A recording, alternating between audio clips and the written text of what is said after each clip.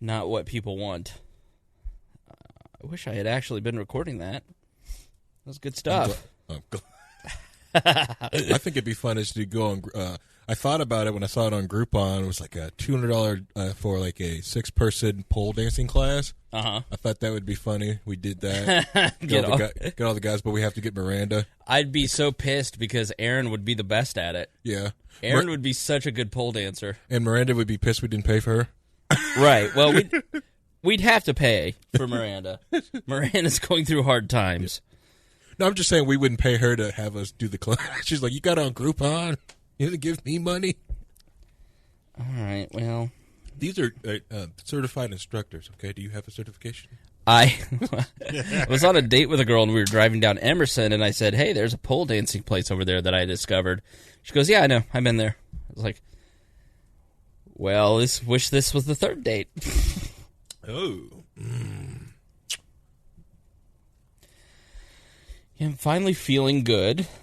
I was so grumpy last week. Glad you're back in the gym. I went last night. I destroyed legs. Good. You wonder why, why do I feel like shit? It's because I'm only working out once a week. That's why. Yeah. That's why I feel like garbage.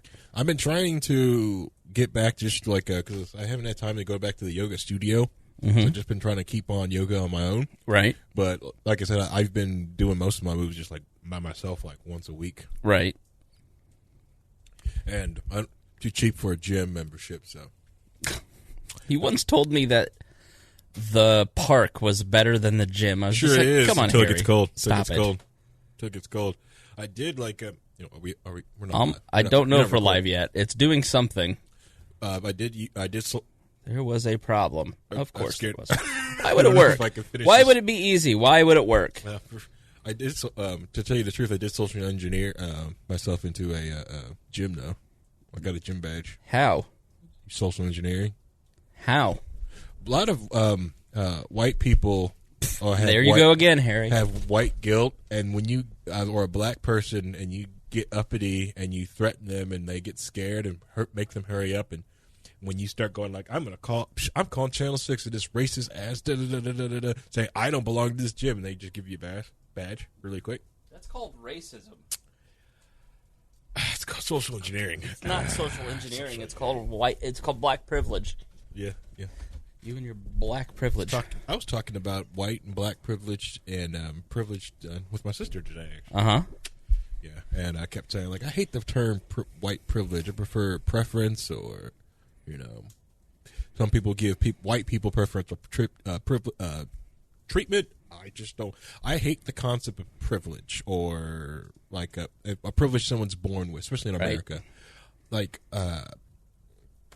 I remember talking to a feminist one time in college, and they were talking about male, and you have male privilege, and I was like, and you should check that. I was like, I would only check my male privilege if you would concede to the fact that for my fact of just being born male makes me better than you. And how did that work? Oh, it was a huge argument. It was awesome. I just laughed. It was awesome for me. What, the idea of just because I was born with balls and a dick, I instant privilege. What? If it means I'm better than you, awesome. Then you're not faster, stronger, smarter than I am. I am because I have to check in and bring myself down to your level. Oh, I see what that does. You click. You go live with me saying that story. Thanks, appreciate it. No, it wasn't live. It'll be on tape, but what? Racist raw files. Harry's racism revealed. Up next, group chat screenshots coming up live. Okay, I was trying to. I was talking this whole Turkish story with my sister, and she was screeching in my ear on the phone. I'm like, "Do you want to come on the podcast?" I would if I wasn't busy. Oh, your sister's welcome here anytime. This is my older sister. Ooh, this is the different one. This one's married to again. Yeah, of course. This one's married. She is she's not. You know what? Strange thing. You are. You would like her, but she wouldn't like you. You're too uppity. I think you talk too much.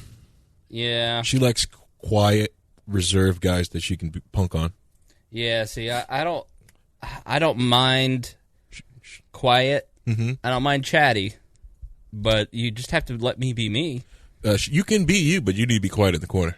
Yeah, no, that's not how it works. That's why the first marriage didn't work. She just wanted the little wallflower to follow her around and dote on her, and I'm not a doter. You would dote on her and walk her Right, no, that's not how that's going to work. All right, we are live. Now we're live? Yeah, something was wrong with... I was trying to stream it in a higher quality, and of course, I can't do that. Why would that work? Silly me. So I was experimenting with like an OBS after I left on Sunday. Mm-hmm. Did you do any? You didn't do it. I did. I got it all set up. I got it all finally set up, and did then you? I have So I have it all prepared, but I haven't gotten around to playing with it more. It's okay. I'm sorry. I feel bad about ditching you, and because I wanted to play with things, and then I kind of played with some of the stuff on my end and stuff like that. Don't forget, you can load videos up on that Twitch channel, so you can load this thing up on Twitch. And, okay. Yeah. I will. I'll probably start doing that. Yeah. Okay, here we go. Welcome to We Are Libertarians. I'm your host, Chris Spangle. We bring you all of the irreverence modern politics deserves while putting people before political parties. We examine current events from a libertarian perspective with the goal of leaving you better informed. Please be sure to rate and review us on iTunes, like us on Facebook, and become a subscriber on Patreon at wearelibertarians.com. Without your financial support, independent media like this cannot exist, and in exchange for supporting our program, we give you great bonus content. And if you're $25 and above, you even get a cool poster, which I mailed out to about 15 people the other day. So thanks, Christy. Yeah, so those should be coming out. Thanks to Christy Avery for helping put those together.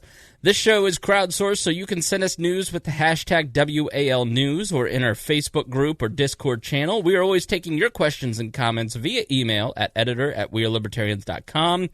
Please be warned that this show is raw, unedited, and authentic, so the language is sometimes strong and offensive. In this show, we're going to talk about daylight savings time, the shooting in Texas. We're going to talk about the bizarre happenings with Rand Paul.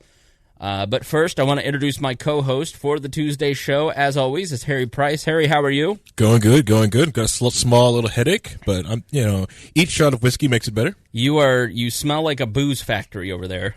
Well, Gunther's going through teething, so the only thing that helps me out and her out is whiskey. Yeah, you're 45 minutes late because you had a flat tire. Flat tire. Yep. You had a baby screaming in your ear all day. Mm-hmm. So you what else? My sister was supposed to also take Gunther so it could help me do show prep, but she bailed on me because she had to. She forgot she had to move one of her sorority members. Okay. So we know which family's, more superior to her. Uh-huh. Blood over Greeks. Yep. Stinking Greeks. But never trust a Greek. Yep. No show Anagnos. But other than that, That was about Chloe, by the way. Don't start bullshit. Oh yeah, forgot we gotta go Chloe. And then you brought in a chair today. Oh yes, I finally have gotten my chair in. I finally brought the chair in. It's my really nice chair that I got from an unknown location several years ago. Shout out to Min. It's comfy. It's a restaurant chair. It's a church pew chair. It's not a church pew chair. It's got a damn communion cup on the side. That's that's there to hold the shots. All right, okay. That's holding the shots. You've been on, and I'll post a picture of Harry's chair up on the Instagram. Everybody will be very confused who isn't listening to this episode, but I'll post that up there so you can see Harry's chair. I did this on the Instagram stories. The half of my table.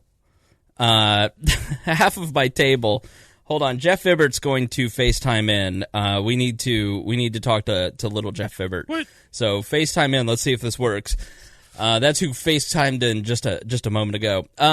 I have half my table for lights and cameras, so I have 2 chairs that I can't find. Now I've got 3 chairs that I have to rehome and relocate.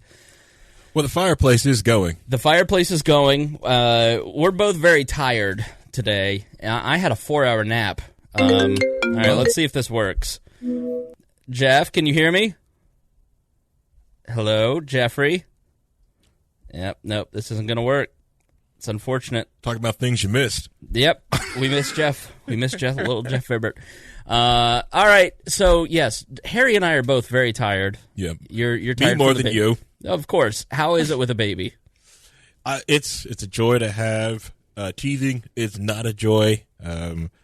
It's the random schedules. But it's great having a kid. It's more of the randomness that just pops up, like the things you read about, or like it's not as bad. Like it's not colic. If you're dealing with a colicky baby, I trust me, my day's better than yours. Of course. And I feel bad for you, but because I do get those moments of I just just quiet and then unconsolable anger. Why? Because she's teething or she's upset or she wants my attention, and I try not, and I'm not giving it to her, or she'll wake up, or the worst possible thing, which is I didn't put the EOLT ad blocker on the tablet. Oh, sorry, that was gonna burp. But Joe had her listen to Joe Rogan. She was falling asleep, and then it kicked to an ad, and she woke up, and she was very angry at that ad. She's very opinionated. For how old? 6 months now. Yeah, so she's woke, pure woke. She's very woke, very woke at 6 months. So she was very upset, and then I tried to put on like those nursery rhymes. She wasn't having it, because the Mads just kind of made her upset. But other than that, because she gets up she'll go to sleep right at 10 o'clock, and then she'll be asleep, and then about 1 o'clock, randomly she'll wake up once in a while. Not every time, but it seems like every time I want to go to bed before 1 o'clock, she'll wake up. But if I stay up to like 2 a.m., yeah, she'll sleep through it. So we have something called Patreon, which you can subscribe to help. Hold on, we're getting a phone call. Hello? Who's this? What's up? Oh, hi, Jeff. How are you? I'm doing well. How are you doing, Spangle? Not bad. What do you want? I don't know. Ratings are so bad for Wall that you have to answer my phone calls during the broadcast. You're such a little prick. I'd just like to say you used to answer my calls when you were on air. Jeff Vibert of Barstool Heartland, #1 podcast in the land, correct? Yep, no big deal. Like my third #1 podcast. They call me Scott Storch a podcast, so I just crank out a hit. If you've never looked at Scott Storch's Instagram, it's hilarious. He's just like this old weird dude now who just plays on his piano. It's so I could watch it for hours, watching Scott Storch. I went to a weird rabbit hole the other day of just watching Scott Storch videos. Yeah. And he looks like an amphibious creature that like escaped from a lab. He's a weird-looking guy. Now, Jeff, you are, of Heartland Radio, great podcast, and I'm glad that you have how many Twitter followers now? It's over 25,000, Spangle. Look, still not verified. I didn't call in to talk about me, though. I called in to talk about you. How are you guys doing? Oh, we're doing great. Everything's great. Harry's grumpy, though. He's drinking heavily. Uh-oh. What's he drinking? Jim Beam honey. Yeah, Jim Beam honey. Yeah. Just taking shots. Good to talk to you, Harry. Do you guys have any black co-hosts over there? We don't. We could use one. Yeah. We could use a female. We could use a black female co-host. A black female co-host. I'm sure. Go ahead. Hit a couple demographics there. That'd be amazing. All right. Well, we have to go. I can Caitlyn Jenner sure? if need to. I'm enjoying this conversation. Jeff loves to call in the middle of our podcast. Once on our live show episode, the last live show, just called in. I think you've called in on every live show. Back when Wall was Wall. Shut up. See, Jeff loves. I love the new format. I still love the show. I watch all the highlights on YouTube. Check it out. It's great. Wall is doing big things. I love it. Thank you, Jeff. Yeah, Jeff loves, he's in Dear Leader's Court, which is for our $10 a month and up subscribers, but I put him in there just for fun. And he loves to comment on every single episode. The show was so much better when Kat and Greg were on it. And then he goes to a different video and he'll say, this show's so much better now that like he just shit posts. Mm-hmm. I had no idea that I was behind a paywall. That's amazing. Yeah, you got VIP access. VIP access, bro. I'm in the VIP club. I didn't know you had a VIP section. Good for you guys. I'm proud of what you guys are doing. All right, goodbye. Yeah, I have lost. Stone mentions Jeff's rant not the last time, but the time before when Jeff was on the show. At the end, there was a little Easter egg where Jeff went off, and I wish I could find that audio, man. When he went off about basically where he worked at the time, my current employer, just why we buried it. It was just insane. He was so funny. It'll come back once he runs for office or something else happens. Yeah. Vibs is a good kid, good friend, and I'm so happy to see him have so much success. And thank you for deigning to lower yourself to come on, we are Libertarians. We'll wake up at 3 a.m. and call him in the middle of things you missed. We'll show him. Now, we're breaking format. We've been chit-chatting for a little longer than we normally do, so we got to get into it. But one of the reasons I'm just like pooped, I'm so tired, and it's because of daylight savings time. And I have it's one of those like weird things that doesn't really matter that people get super pissed off about. Like it's not a distraction, but it's just one of those things that people irrationally get mad about.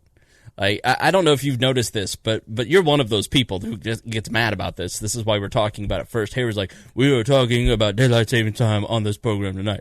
Dang straight. We're talking about this because it's stupid. It's stupid that we have to. It is current year, okay, and we're sitting there turning clocks back to save time for what odd reason? For what point? Who cares if it gets dark at 9 p.m. or 8 p.m. or 6 p.m. or 5 p.m.? It's just gonna go dark. It's just I don't understand why humanity, whose souls are too weighed down much by gravity, once we travel through the outer space, we're gonna have to get used to some universal time. Why not start now? Why do we have to be on like why do we even have time zones? Well, we want to make sure 8 o'clock is 8 o'clock. Why? Why does it even matter? Because my 8 o'clock is still not California's 8 o'clock. Okay, you science denier. Not denying science. I'm denying the aspect of like, well, people want it to be sunny at noon, at high noon. Why? Stone says, it's the freaking sun. Let it do what it wants. No, we can control the sun. Right. So there's a great podcast, a great history podcast. I'll mention 2 great history podcasts. The first being Hardcore History with Dan Carlin. I'll mention that later. But Backstory, which is a program of the Virginia Foundation for the Humanities. So it's 3 professors from this university who do a podcast, and one is, they're historians in different times of American history. And so it's always really interesting, and they did one called On the Clock. You basically have to Google it at this point. I don't think it's in their RSS feed anymore, but it is. I also learned that Warsaw, Indiana was the first electrified town, the first electrically lit town. So they basically talk in this about how railroad tycoons invented the time zones. And so let's give you a little history of time, because I think it's pretty interesting, or not. So you have, in the olden days, in the 1800s, before the late 1800s, everybody went by the sun. So you could go from one town to a different town, and everybody's noon would be different. You could literally be the next town over. So, for instance, Greenwood is a mile from here, and I'm in Southport. And then we're just south of Indianapolis. Each one of those 3, who are geographically all very close, could have a different time, and it was all set based on the town clock and the time that everybody just agreed that they'd work upon. And seems reasonable. Right. And so you had railroads. Once railroads came about, everybody was working on different times. The Buffalo station, for instance, had 5 different clocks, 4 railroad clocks, and then the Buffalo time. So there are 5 different clocks with 5 different times in the Buffalo zone, because it depended on what railroad you were. When we were going on horseback, it didn't really matter. Like, people in 1850 didn't have the same kind of concerns about time and schedules that we have now. We have much busier lives. Yeah. Like, if you think about it, 200 years ago, and if in 1850, if I were in this same exact spot in history, I would spend my day building my house, fixing my house, growing my food, and surviving, basically. Yeah. There is no capitalism. Like, I went today to go write fart jokes, and then I came home and took a nap, and I had Chick-fil-A, and now I'm here on the internet talking. Like, I didn't have to forage for food or anything. So I guess it was Wabash, not Warsaw. Am I right? I thought it was right. Wabash, Indiana. Sure. First electrically lit town in America. The Facebook chat was trying to correct me. So everybody had a different time based on where the sun was and what they believed it was. And so it really got started with the creation of the National Weather Service. Once the group of weather scientists start to put together the maps and try to figure out fronts, well, it's very hard to study weather and climate and map it out and study fronts if you don't have some sort of standardized time. So if you're not accurate in how fast that storm is moving based on time, then it's very hard to do that kind of science. And so scientists started pushing for standardized time at the same time that the railroads were pushing for standardized time. So a group of railroad owners in 1883 got together and said, we're going to create time zones. And they decided to do it before Congress did it for them. And so they drew the time zones, the 5 time zones in America, in places that were advantageous to them. Oh, okay. And so that's where the actual lines, the vertical lines, were drawn. Explains the Chicago-Indianapolis split. Exactly. So it's why we're on Eastern, because we were still more of an Eastern city at that point in Indianapolis. There's a debate in Indiana whether we should be Eastern or Central. It's not a debate. Those people are stupid because it would be dark at 4:30 here if we were on Central. Who cares? I will let you rant once I'm done setting up the topic. He's got a lot of feelings today, a lot of feelings on this specifically. So they draw these standardized time zones, standardized clock, and there was a day in the early 1800s called the late 1800s, the early 1880s, called the Day of Two Noons, and the railroads. The rail cars literally would stop where they were at, wait until the exact precise time, and then leave so they would arrive at the station at the correct time. And people walked out, and one of the jokes at the time was if you slip on a banana peel, it could take you 15 minutes to fall down at the right time. So people were standing there watching the clock, and then when it hit noon, they were like, oh, okay, well. It was basically like memes back in the day. So they were all interested in watching this one thing. So that's slow-moving memes. So it was the railroads that standardized time and set the term standard time and created the time zones here in America in the late 1800s.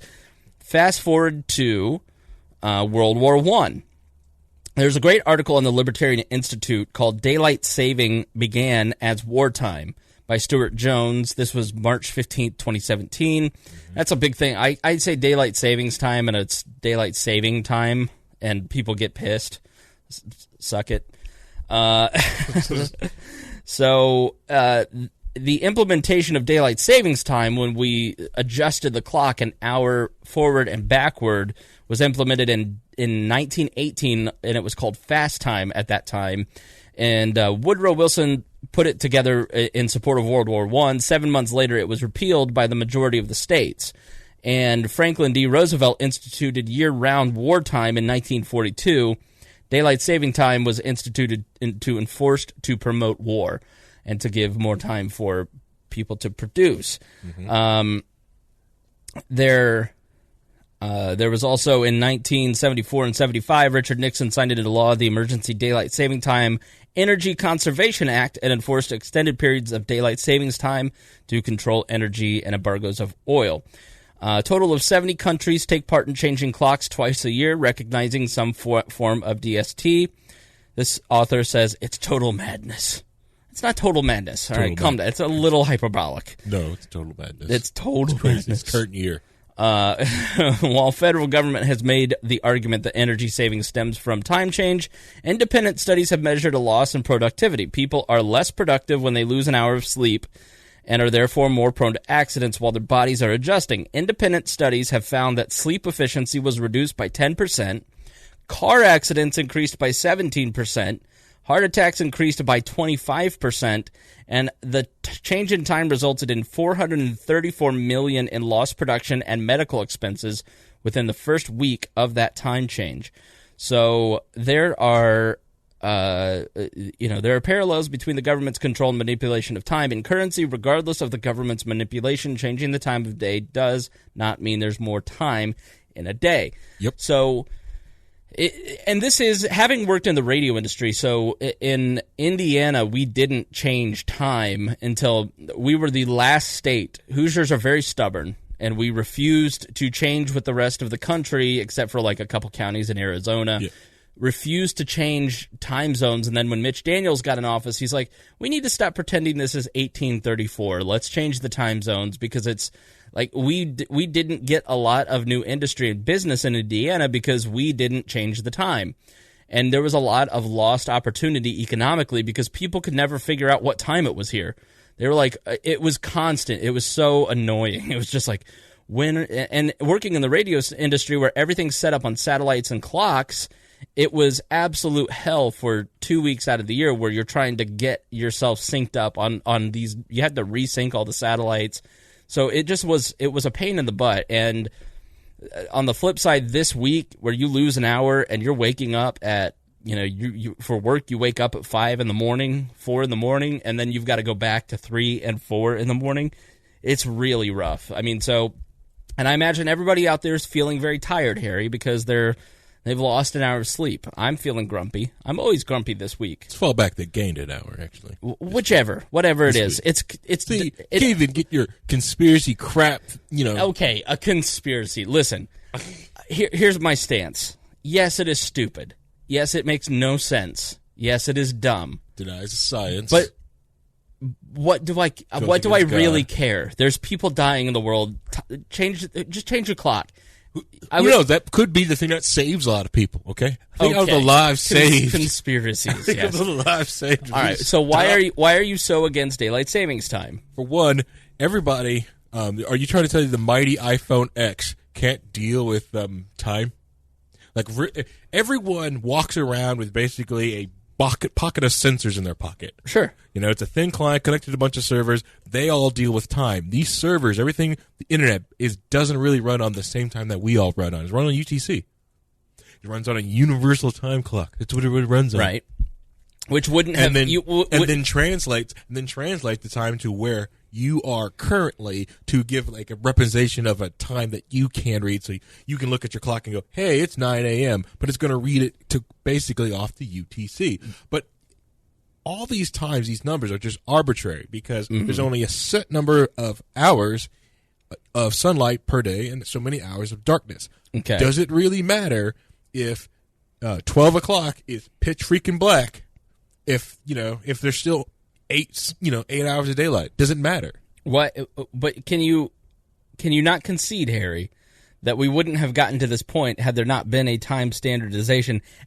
Don't you drink your Perrier water with your pinky up like that in my face? I take that as a hostile act. He literally lifted up his can of Perrier water with his pinky in the air and just had this little satisfied smirk on his face as if to say, you uncultured swine. Yeah, but people also pooped in outhouses and didn't have electricity or iPhone X's. Right. I'm going to call it the iPhone X. But without standardization, would you have gotten there?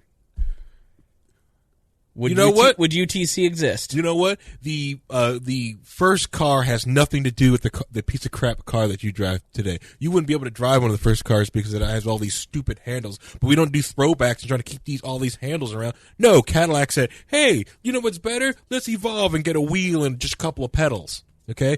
Move on. It's a thing of the past. It's like the stupid calendar. Why is it 2017? It should be 12,017 of the Ezekiel calendar. Okay? Human existence has been on the earth for 12,000 years. Okay? The idea that we should go to 2017 from from stupid people back 2,000 years ago is dumb. You mean Jesus. The stupid people like the Lord and Savior of all of the universe. Jesus.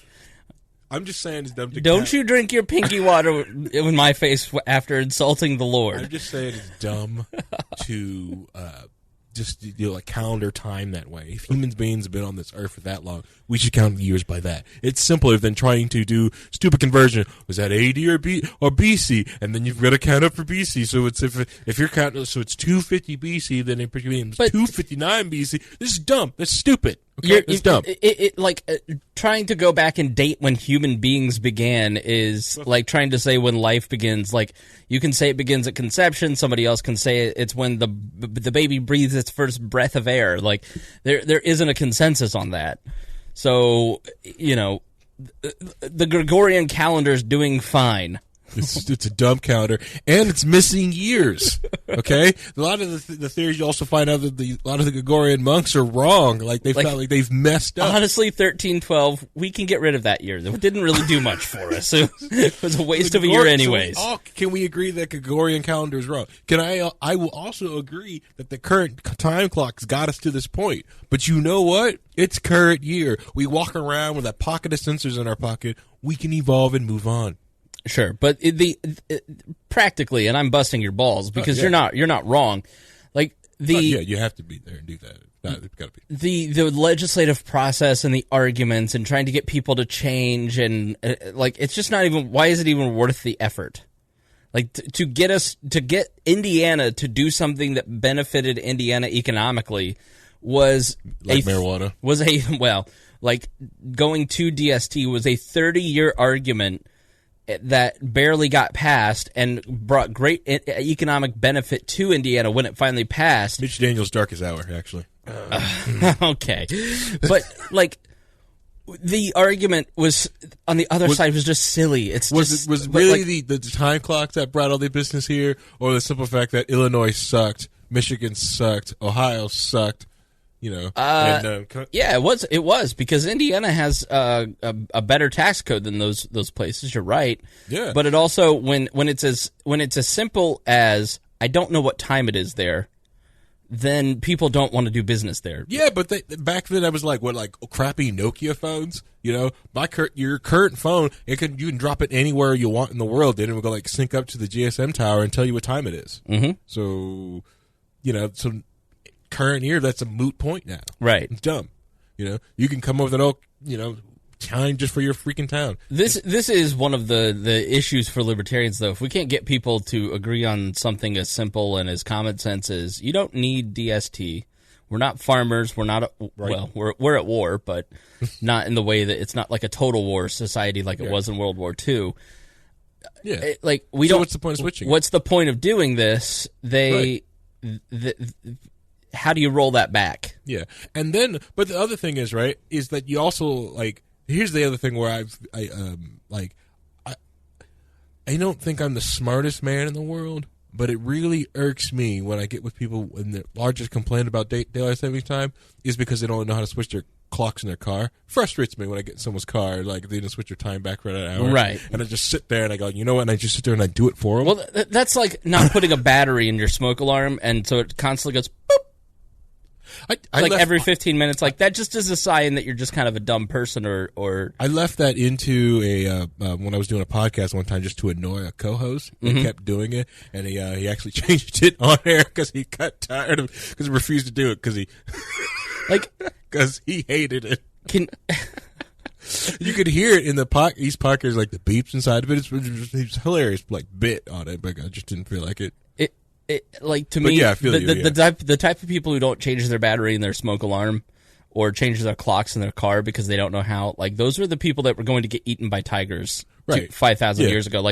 We've enabled these people to live, and we shouldn't do it anymore. Correct. Yeah. The world is too safe. We need to get rid of those type of people that can't do that. Or this one idiot that I saw on the highway driving with their phone right up on their face, driving up. When I see those people, I like to get really close to their car and then honk the horn so they think they went into my lane. Mm-hmm. So it freaks them out. They drop their phone and they get back on around. I'm like, good. I was FaceTiming somebody yesterday, and they were FaceTiming me while they were driving, and I'm just like, this is dangerous. Are you sure you should be doing this?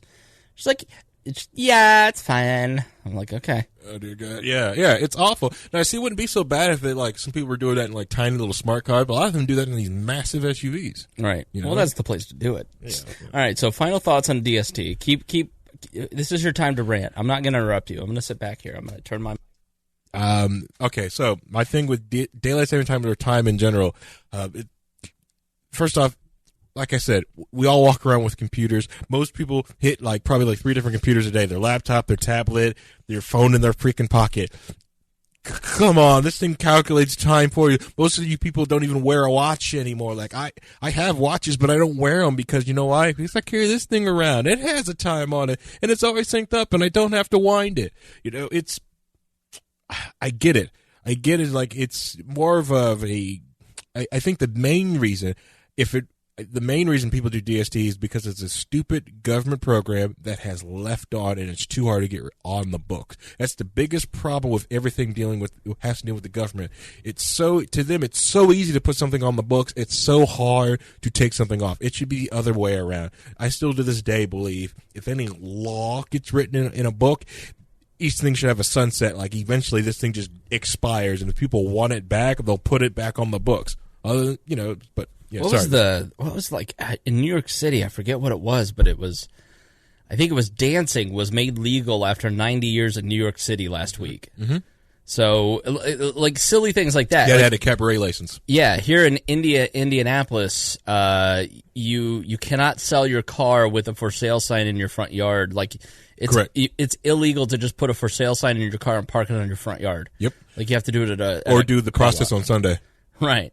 Yeah, it's bizarre. Like, all these, like, you can't buy beer on Sundays in Indiana. Mm-hmm. If you run a brewery, you have to sell food. So all the breweries, all the local breweries have, if they don't have food, you can get a hot dog. They have a packet of hot dogs, because it's law. Have you seen the places that have the $25 hot pocket? Because you got to serve food. Right. They don't want to serve it. They really don't want to do it. They just want to do beer. So we have $25 hot pockets. Is that where your favorite place they have? No, the favorite place I go to get beer on Sundays, usually they have a food truck out front, and that we got food. That counts. We have food. There's our food truck. That's cool. Yeah, which I would say the brewery, but they don't pay me money to say their name. So if they pay me money to say their name, I would say your name. And you know who you are. You like all my Facebook. You like all my Instagram photos. Thousands of people listening. You could advertise on this show.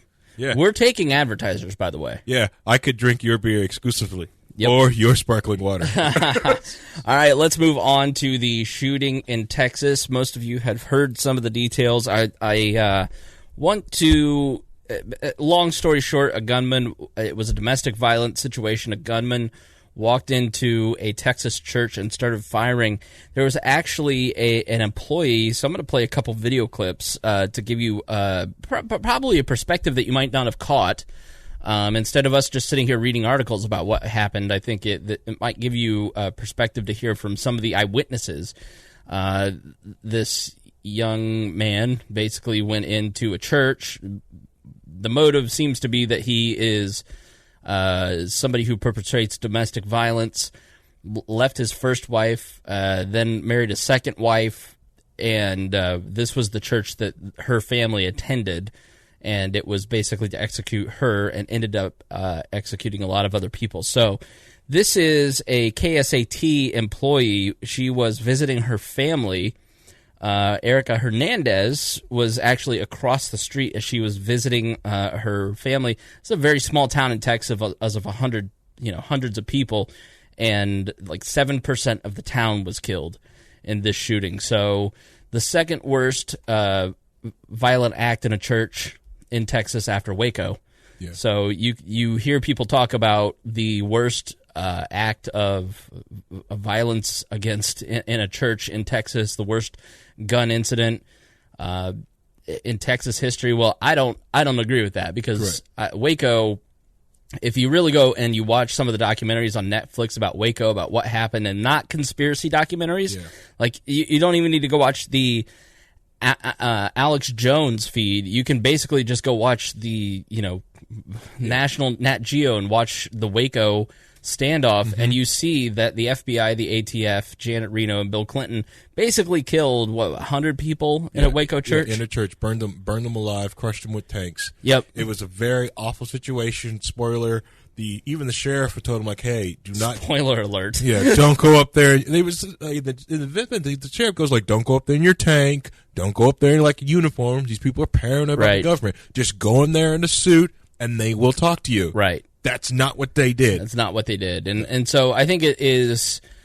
not something that the mainstream media is talking about, but I think if you aren't familiar with the Waco standoff, you really need to go and watch some of these documentaries to get or read some books about what happened at Waco, because it set off people like Timothy McVeigh. It set off Ruby Ridge. It set off it had its origins in some of the origins of the Tea Party and the alt-right come from what happened at Waco. The alt-right, absolutely. Are you kidding me? Fucking lefties. No, the alt-right is just, they're literally alternate lefties. Screw those guys. All right, so let's go to this. I will say this. After you've seen all those documentaries, then you can watch the Alex Jones one. Don't watch the Alex Jones one first. Right. It's like Machete Order. Put that in the back. All right, so here is KSAT. This is a town outside of San Antonio, so this is a San Antonio station. Yes, that's right. We were the first on the scene. Erica actually was the first. So, Erica, when you first got there, what was the first thing you saw? There was emergency personnel everywhere surrounding the church. At that time, they didn't even have a crime scene up. I immediately went across the street where the neighbors were located and were the ones who saw the suspect as they say, first started shooting from the outside of the church and then went inside the church. They said he may have dropped anywhere from 3 to 8 clips as he was firing. He had a lot of ammo on him. He had a mask, and he was in full gear. Wow. And so what were some of these neighbors saying was their first reaction? How did they react? They were running for cover because as he was seeing people outside, he started shooting towards our homes as well. One of the neighbor I spoke to, their car had some gunshots to it because he saw them looking at them and trying to get his license plate number. At that point, another neighbor that lived a little further down returned fire toward him, and that's when they believe they hit him. And then he got back into his vehicle and left the scene, and some of those neighbors ended up following him until he reportedly crashed a little further down the way. Now, what were the emotions that were going through some of these neighbors that you talked to? They are very panicked. None of these people have ever experienced anything like that. At first, they thought it sounded like fireworks outside. It was just a repetitive sound until they noticed the man outside firing into the church and then walking into the church. That neighbor I spoke to later said after he left the scene that he did go into the church to try to provide aid, and he himself had to exit because it was just too much for him to see. Emergency officials on the scene are telling me there's around 27 possibly dead inside the church right now. Yeah, we just confirmed 27 are dead. Now, you were one of the first on the scene because you had a connection. Mm-hmm. You have an EMS connection. When you first heard it on the radio, what was that like? It's not something you hear around here. You come out. Came out here this morning. My family was in the area to have breakfast with my family, and to hear scanners go off and saying all units needed.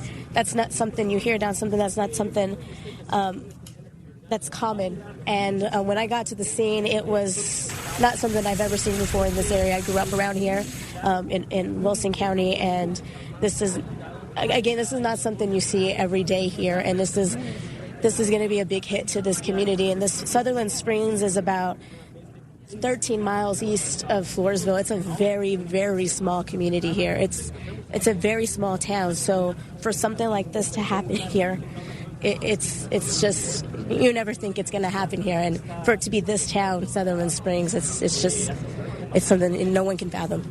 And so you've been to this community, you live close to it. It seems really tight-knit. Again, everyone we've seen has been holding each other, really comforting each other. What can you talk to about that? The same. I had a lot of people come up to me while I was one of the first on the scene, asking questions and wanting to know what's going on, that they had family inside. They needed to know where to go, what to do. At that point, emergency personnel were just taking people off to the side and taking them other places just to try to confirm what they knew and who they knew may have been inside. Again, this is not anything anybody is used to seeing here. I don't think it's anybody's used to seeing anywhere, in any place, in any town. I mean, we just got through reporting about Las Vegas not too long ago. Well, I mean, let's not say anywhere because, as Harry pointed out off air, this is a weekend in Chicago, right, Harry? You can talk. Yeah, not a shooting at a church, just like the death toll. Yeah, I think what makes this different is that, and not that it doesn't make it any better or worse. I mean, it's the loss of life that's tragic. Yeah. What was the final? It was 26 died and how many wounded? 20 wounded. 20 wounded. The pastor of the church was not there. They had a visiting pastor. That pastor was killed. The pastor was out of town with his wife, but their daughter was killed. The grandmother-in-law of the suspect was killed. The youngest victim, I think, was 18 months old. It's one of those bone-chilling tragedies because you're in a place of worship and you're in a large group and you feel unprotected, although a lot of churches have security. I mean, a lot of synagogues have always had a lot of security. Mosques are starting to get security. I think you'll start to see, my church is a mega church with 3,000 or 4,000 people a Sunday, and they have armed security there. I mean, and police officers. So every church, I think, in this day and age is now starting to put together a security plan because of incidents like this and because of terrorism. But this is a small-town church where, we're talking about 40 people in a room, 50 people in a room, and, why would you think that you would need security? Right, yeah. So it's an incredible small town. Right. So the suspect, he had, let's talk about him a little bit. Actually, let's talk about the suspect, because I think this is something that the gunman was 26, and he had a ballistic vest and a military-style rifle, and as well as a handgun, as you'll hear later. And this 2 handguns, yeah. So when we talked about the Vegas shooting and we talked about mass shootings, the largest death toll is suicide. Second is gun violence, and third, with about 1,700 people, is domestic violence, and 1,700 people a year killed because of domestic violence. And I don't know what's happening. I think my Roku's going off, so if you can hear that, I apologize. It's just it freaked Harry and I out. We were like, are the aliens invading? So bring me to your leaders. It literally, yeah. Like, I don't know if you can do me a favor while I talk. Go find just turn the sound bar off. So please, Harry, get the sound bar. So you have domestic violence is a very serious issue, and it's something that I'm not surprised that this man was married to a woman. He beat her and the child, fractured the 18-month-old skull, was basically convicted of the abuse in the military. He then was discharged one level, like it wasn't a dishonorable discharge, it was the next step down, like dishonorable is the worst, and he was the next step down. And that wasn't put into the database, so he was able to buy a gun. And it is not uncommon that sort of thing happens, sadly, because domestic violence for me is a very sensitive issue, and sexual and domestic violence are two of my trigger points. And it stems from having a friend that I talked to in episode 141 of this show called Amanda's Story, where you can spend 3 hours listening to Amanda's story, where she basically outlines how little help she got from the system. And if you're not a raging anti-state libertarian by the end of that, I don't know what will happen, and the update is just going to piss you off even more. Like, no one would take her police report because, he was friends with the local cops. It doesn't surprise me that the military, which has a very serious problem with sexual assault, didn't take this case of domestic abuse seriously. It's not uncommon for abusers to get guns, and there's 2 types of domestic abusers. There's the guy that gets drunk, hits his wife, and feels bad the next day, and then there's this guy. the man who perpetrated this crime, a hunter, somebody who hunts their victim and it spirals, and 90% of the time, according to the local women's shelter that I talked to, 90% of those cases end in one of the people or both of the people dead. And it's a very real issue, and I just don't. In so many of these things, there's so many. Like, we want to say do something because we don't want it to have happen, Harry. But there's literally no way that more gun laws could have prevented this. There isn't the system that is set up now didn't work, and it failed all of these people. And so increasing the size of the system, I don't understand how that's going to make it work better. It literally, you can't fix issues of the heart. Like, this is a person who is profoundly broken, who grew up in a violent home, allegedly. Like, that's pretty serious stuff. And there's just no guarantee that you're going to walk into your door every day at the end of the day. There's nothing the government can do to protect you from violence, and the reality that every person has the capacity for horrible, violent things within them. Right. The planet Earth is a violent place, but when it comes down to it, there's laws on the books that would have prevented this guy from at least getting the gun the way he did get it. Right. If the Air Force would have reported it correctly, would have been in the database, he would have, he wouldn't have got that gun that way, at least. Right. Would it prevent the shooting? Who knows? We do not know that, but we know it would have prevented him from getting that gun from that sports store.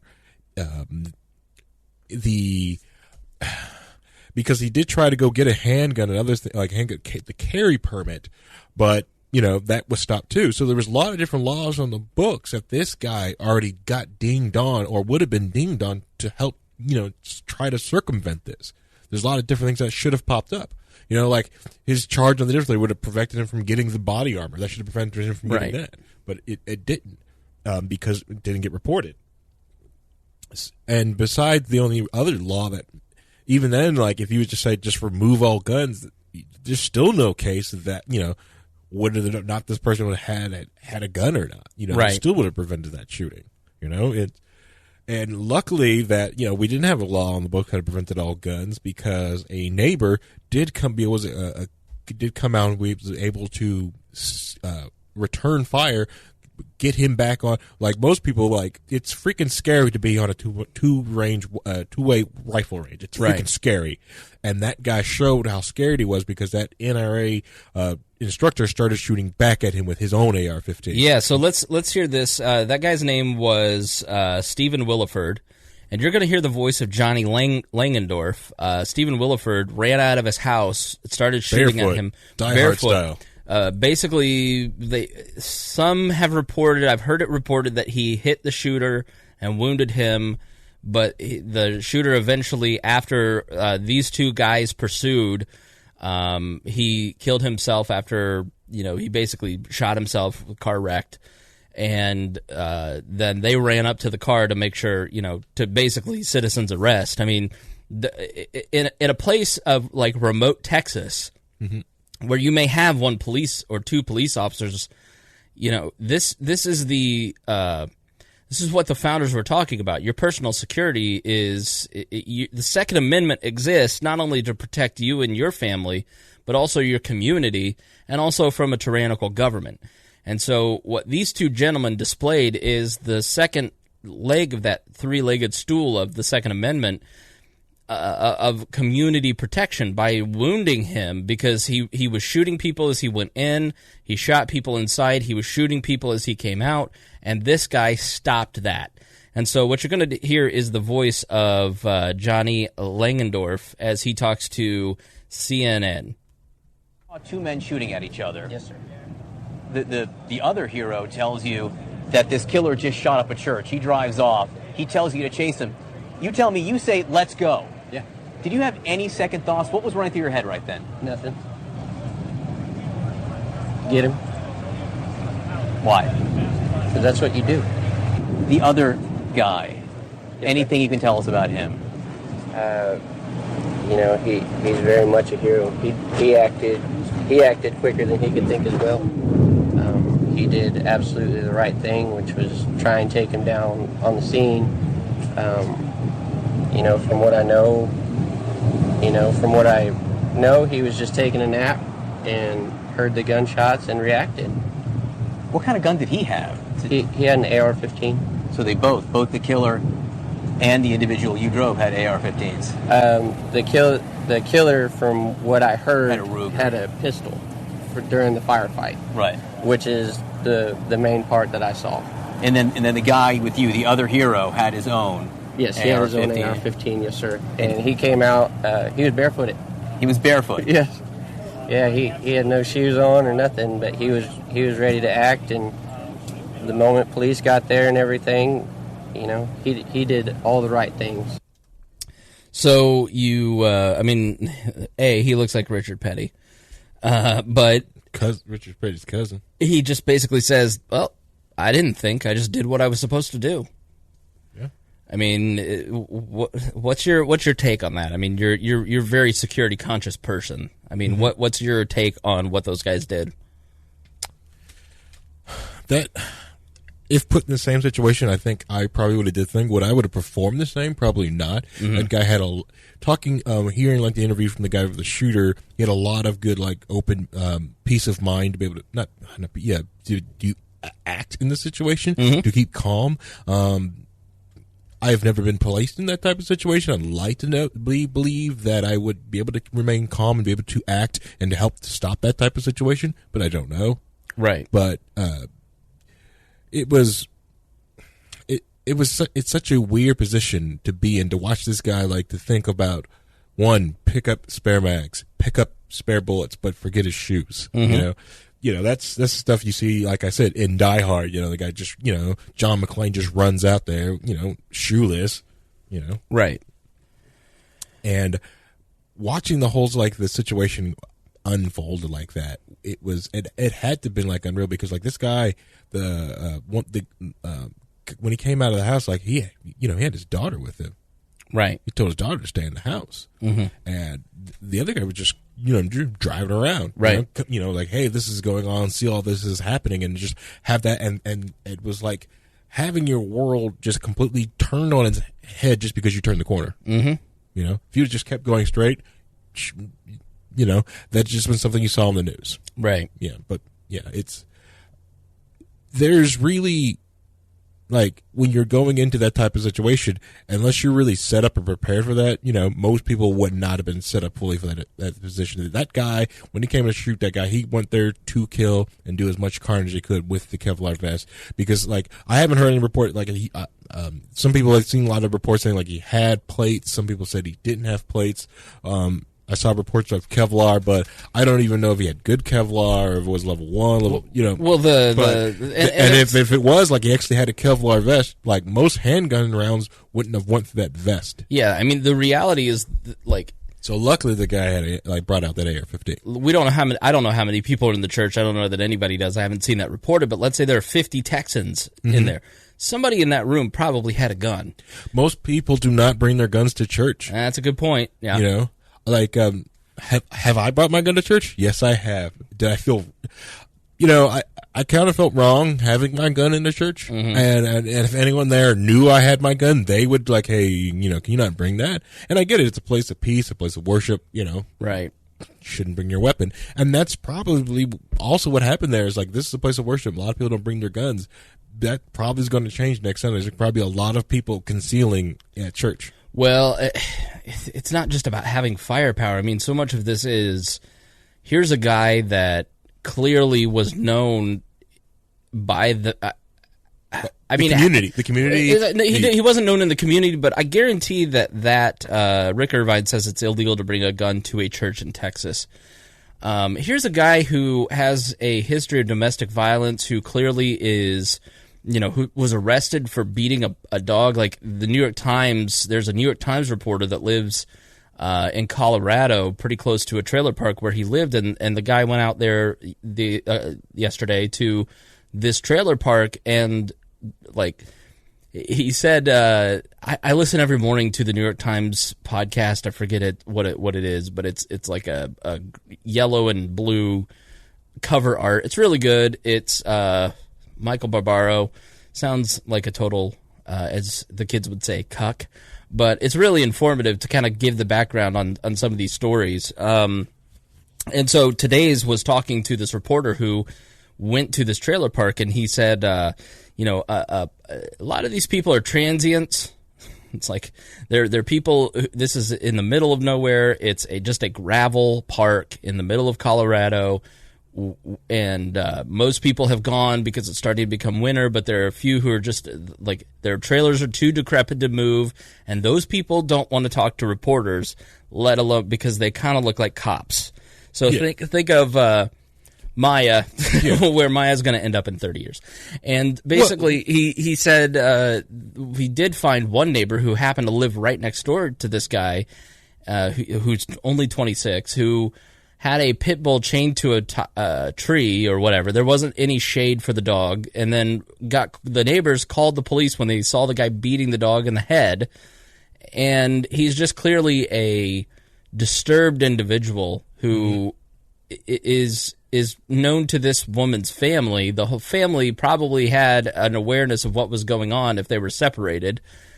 And so a discussion it's always easy in hindsight because people don't want to talk about domestic violence, and my wife or my daughter was married to an abusive man and he's a violent individual, and like, who has those conversations? But I think we need to get to a place in society where if you're in a church or you're in a close circle, Harry knows that everything that goes on in my life, and it's because, you have to share community, and part of sharing community is sharing the bad parts of your life, and talking about domestic violence and getting out of domestic violence and then protecting yourself after you're out of the relationship. These are key things. When Amanda was getting out of her issue, I would sleep at their house for 6 months afterwards as security. Just so somebody else would be there. Right. And another person call 911, another person to do something. Exactly right. One of us would grab the kids and escape. The other one would go confront this guy.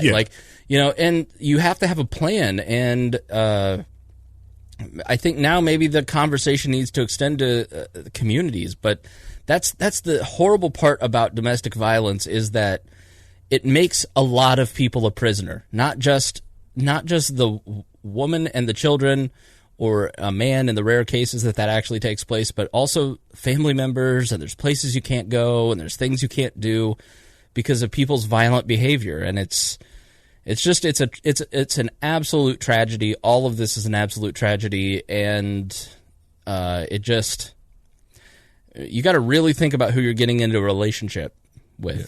I mean, you got to have yourself really rock solid in terms of your emotional life before you choose to get involved with somebody like this, because it's one wrong choice, man. It ruins the rest of your life. Yeah, and you've also got to be unsure on yourself to be able to recognize that type of situation too. Yeah, there's no need for you to go in a situation if you don't know yourself, don't love yourself, and can't recognize that. Yeah. Because you could just be a codependent, not recognize any of those symptoms until it's too late. Guilty. And it goes for both genders. There's a lot of men that were probably poisoned to death from the same type of domestic violence and stuff like this. Mm-hmm. There's probably doesn't also go with just heterosexual couples. There's a lot of domestic violence in the gay community, but it's just more of it's part of the human condition, and a lot of it stems from you always go onto our traumas and our inability to discuss and to be able to deal with our traumas. Yeah. That's where it comes from. I mean, it really comes down to emotional health. So much of these discussions are about emotional health. And, the left just wants to make it about the weapon. And it's just, right. After the truck incident in New York City with the terrorist, the Uzbekistan guy drove a truck Or as what's his face, the former presidential candidate Herman Cain would say, "Ooze Becky Becky stand." He should have been president. They were there's a movement to ban trucks in major cities, which is just ridiculous. Like, that's where you need trucks the most to transport goods. First off, if we could ban rolling coal, take that, Aaron. Yeah, but go ahead. Yeah, that at least they're consistent on that. Give them the consistency points. They want to ban something because they want everything to be controlled. It's trying to make the world so safe. Yeah, and I get it. I get the pursuit. Mm-hmm. I get it. I get the pursuit. That's a noble pursuit, but at what cost? Well, I think Ben Shapiro in his latest podcast had an interesting point about some of this. The left looks at human beings and they say, fundamentally, human beings are good. If we could just get rid of these certain circumstances, we could have perfection. And human beings are going to not commit acts of violence, of gun violence, if we don't have guns. They distill it down into the tool that is being used, whereas libertarians, conservatives, people on the right more look at it like, no, people are complex. Mm-hmm. They're good and bad. There are good and bad. There's good and bad in everybody. Like, I think for me, libertarianism not only became a political philosophy, but also a life philosophy for me, because it taught me that there isn't a binary. Like, before, when I was a Republican, everything was just good or bad. Right. You were left or right, good or bad, broke or rich. Like, there's no complexity to the world when you're a Republican, and you're just thinking in all these basic terms. Like, libertarians, when I became a libertarian, I started to really see the complexity of human beings, like, in human interactions, because once you start to put the individual at the center of your philosophy and start taking responsibility for your own core actions, that's when you start to see the complexity. And libertarians and Republicans go, it isn't about the gun at all, because this guy was going to kill them with a bat. He was going to kill them with a knife. He was going to kill anybody he could in whatever way he wanted. In Amanda's story, the ex-husband tried to kill with a bat. Yeah. And then saw a shotgun in his face and came back 3 hours later with the bat and a crowbar.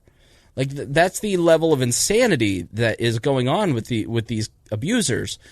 And that's the problem. It isn't the tool that is the issue. It is the fact that human beings will never be perfected, and society will never be perfected. You're not going to get a perfect outcome. And in fact, the more you try to use the government to create a perfect outcome, the more you're going to pervert the incentives that human beings engage in and create bad outcomes. And so you look at it and go, well, we tried it your way and it failed.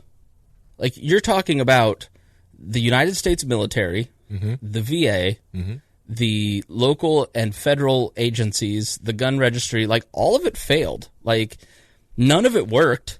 So we're going to argue for more of what didn't work. So, and I'm not saying there's a solution, because I don't think there's a solution. And that's the bad part about this. Like, I'm supposed to sit here in front of a microphone. Harry and I are supposed to give you libertarian solutions to these problems. And sometimes you just have to say there isn't. The only answer is to fix emotional issues in society and try to deal with people on a level that is healthy. And it's moments like this where you realize, what is your duty to society? And that's why it's so disappointing. So many, like Keith Olbermann and some of these other people, like, I ranted a couple years ago about vibes and prayers. I think it's kind of nonsense to wish somebody good vibes. Like, you're just ashamed to say prayer. You're just ashamed to talk about your religious faith. Especially Christians are ashamed because you don't want people to judge you. So somehow it got morphed into healing vibes, which literally is a prayer. and so thoughts and prayers became, now it's like a punchline. So everybody in the wake of this shooting, it started a little bit after Vegas, but now like the left is this faux outrage, like take your thoughts and prayers and shove them up your ass, Paul Ryan. Well, 94%. I need to pull up the actual statistics on this, but I think it was 94% of people in the last 3 months, according to Barna Research, have said they prayed.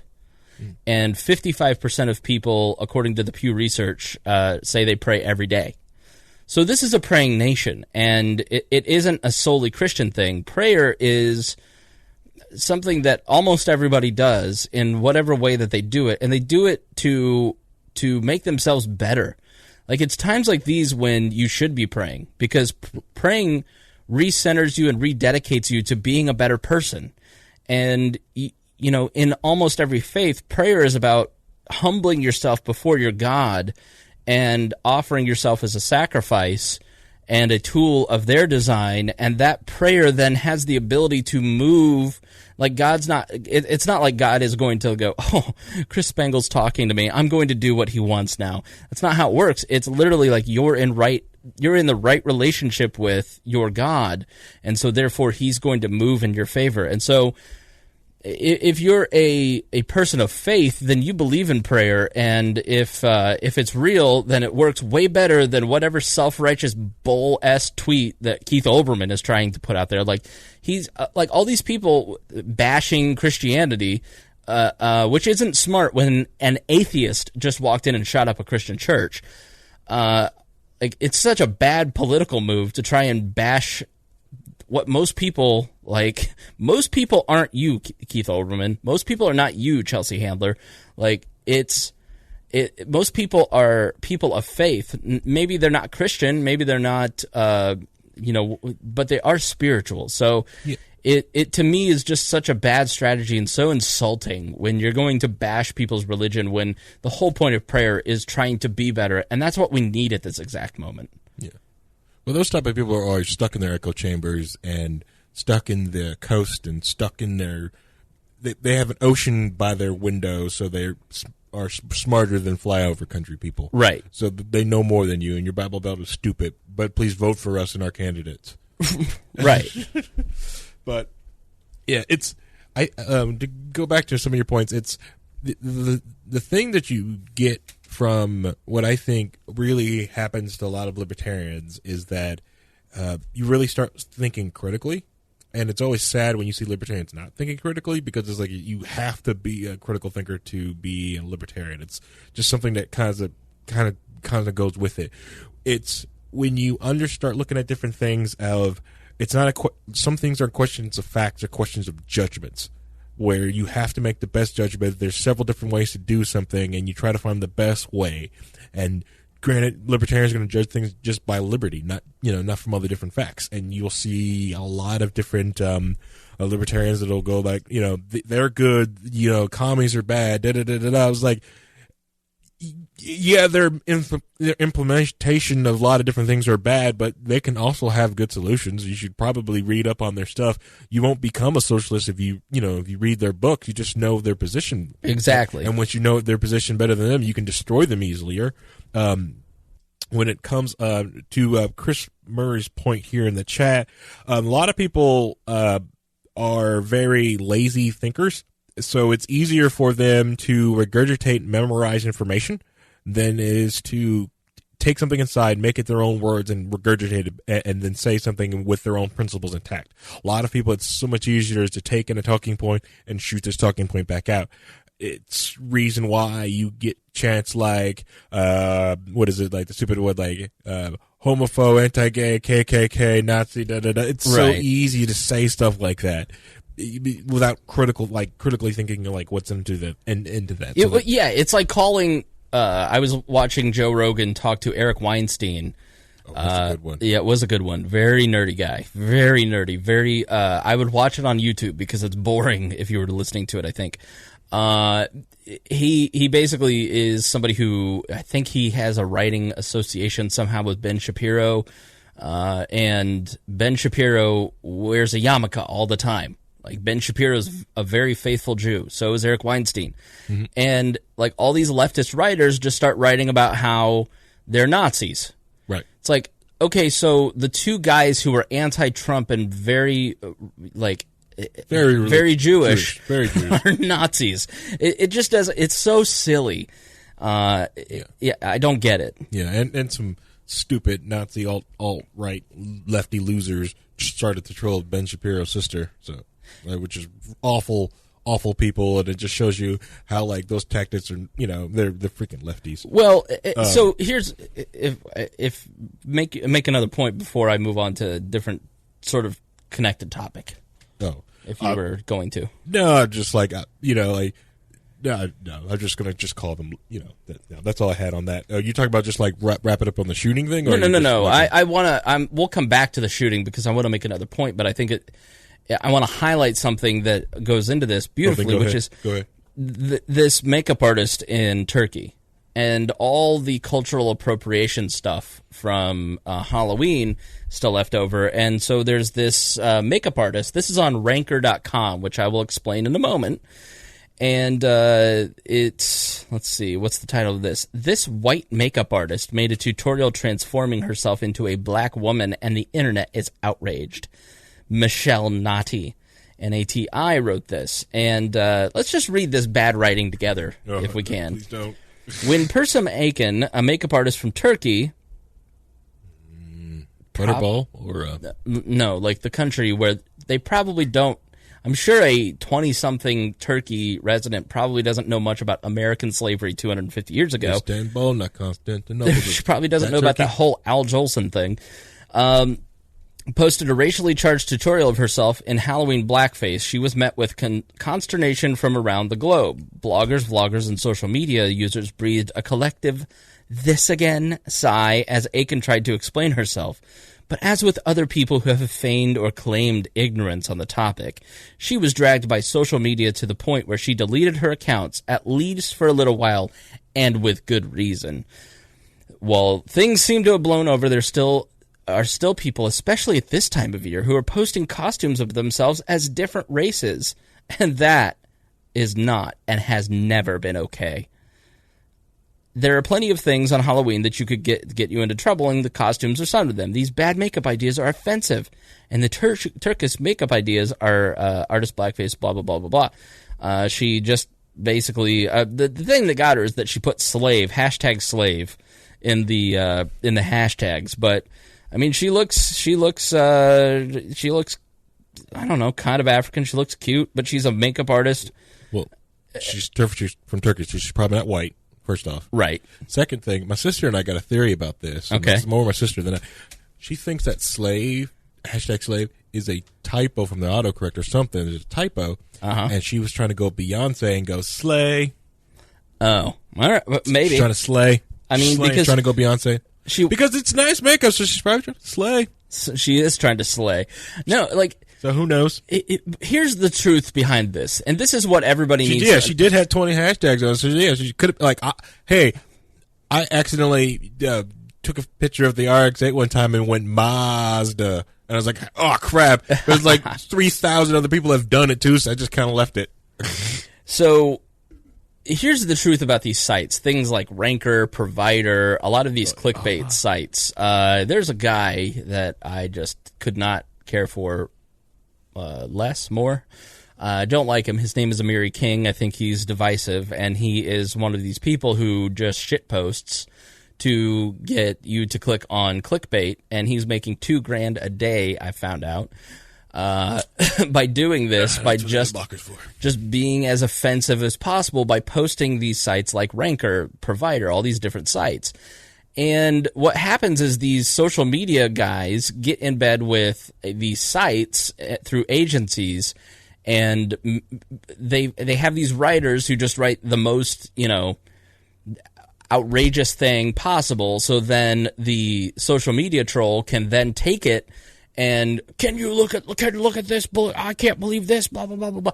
And then everybody makes money off of you go to a site like Ranker and just look at all the ads that you can accidentally click on. Oh, yeah. And that's how they all get paid. And so you have all these people who grew up, in the last 20 years, went to New York City because they watched Sex and the City and they want to be Carrie Bradshaw, and they want to go and, and on the opposite coin, they want to be Hunter S. Thompson, and they would go to New York City and they're trying to be writers and they're trying to get started, but they went to like a private college in Nebraska with 1,200 graduates total, and nobody cares about their degree. Nobody cares about them. And so they go to New York City and they get a job writing, and they get a job writing at some sort of clickbait mill, and they just tried to troll the internet to find outrageous things. This makeup artist has 5,000 Instagram followers. This is a non-story. This is not somebody that is going to bring back blackface. You know what I mean? This is not somebody that is going to influence a lot of people to start dressing like Al Jolson. She was not trying to be offensive. Her intent was not to offend. Her intent was to honor, if you believe what she says. So it's really just manufactured outrage for profit, and we've got to stop buying into it and stop sharing this stuff. It's that's what all the kneeling stuff is about.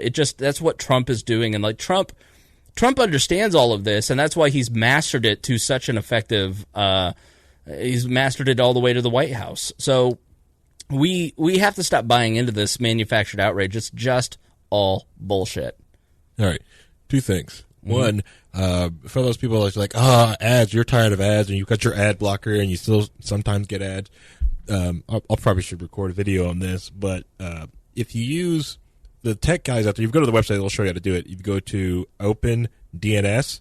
They will show you how to put a ad blocker DNS on your home router, which is really, really cool. It's also very good for people with kids. It'll help you also filter your content through OpenDNS, especially if you pay for it. It even gives you alerts if a device on the network is accessing bad sites. You get a list of all that stuff on there. Like I said, I'm just going to go quick on that, move on. I'll do a later video on that. The next thing I'll go is I figured you wanted to move to New York City and be a Carrie.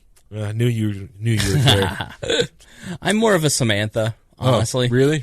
Yeah. Really? Yeah. Okay. I'm definitely not the redhead. What was she? Miranda. I'm definitely not a Miranda. No, yeah.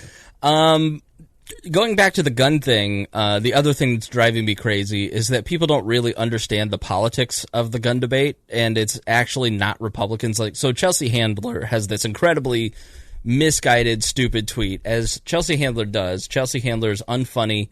She's not clever. She's not smart. She's just gross, and she's just, I hate her so much. Won't go away. Coming from the comedy industry, it's just awful. And it's not because she's a woman. It's that she's not funny. She has no talent. You know how she got her show on E? She was dating the guy who was head of E at the time. And that's how she got her show on E. Be careful, that's how you get shut down Gamergate. But yeah, like everyone was like, Amy Schumer was funny when she was allowed to make fun of herself and she was allowed to be silly. That's when she's funny. Right. Not trying to hold up a movement. Right. That's when she became unfunny. I'd be like, what happened? Yeah, she stopped. That's what's funny. It's people make fun of themselves. But that happens to every major stand-up. They get to, it's not Amy Schumer's sex that makes her not funny. Right. I mean, she was funny. She's not funny anymore. It happened to Eddie Murphy. It happened to Dane Cook. It happens to all these guys. You get to a certain point where you now get above where you were, and you don't have you're on a different level. You don't if you're a comedian, you don't want to get to Adam Sandler level. Yeah. Because then what happens is your stand-up, you get huge, you make a ton of money in movies, and then all of a sudden everybody starts attacking you, and then you're done. I would take them Adam Sandler checks though. Hell yeah, I'd get to Adam. I'll take Adam Sandler. It's exactly right. I don't mind being Dane Cook, but I'd be Adam Sandler or Dane Cook. Yeah, yeah. If your craft is stand-up comedy, but so Chelsea Handler writes on November 5th around 2:30. So Sunday, shortly after it happened. Innocent people go to church on Sunday to honor their God, and while doing so, get shot and killed. In what country? America. Why? Republicans. Well, Chelsea, let me tell you, it's actually, you're not right in any way, shape, or form. The reason that further gun control never in the history of the country gets enacted is because of moderate Democrats. And moderate Republicans are usually the ones who give safe harbor to the discussion, but it's moderate Democrats in swing states like Indiana and a Joe Donnelly or a Joe Manchin in West Virginia, or the Democrat that's the senator or governor of Montana, like, has him shooting guns in all of his commercials. They are the ones who keep any kind of your legislation that you'd be for from passing. So blaming Republicans is really a dumb thing. It's totally dishonest, and it's totally ignorant. And that's exactly what we would expect from Chelsea Handler when she's commentating on political issues. Yeah. And people keep going after the NRA, but the NRA is made up of 4 million members. The NRA makes money off of gun regulation. That's how they make their money. Explain that. Just like if they were to put a test into to get your concealed carry permit, right? Mm-hmm. If the United States government has no way to test all 50 states to go to a test to be able to run that test. The only people that could do that would be the NRA. The NRA conducted tests. You would have to sign up and go to the NRA to get their test. They would make money off that testing situation. Right now, they still make money because they do offer great, like safety classes. They're voluntary. You can go to them.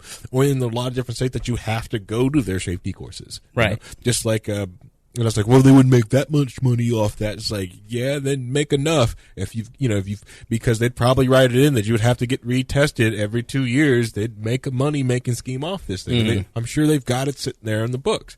But, that's how they would, and all the hysteria. They make money off that, but that's all they are. And there's other gun lobbying groups out there. Right. That does different things.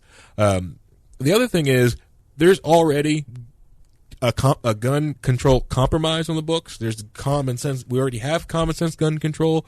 The compromise was no automatic rifles.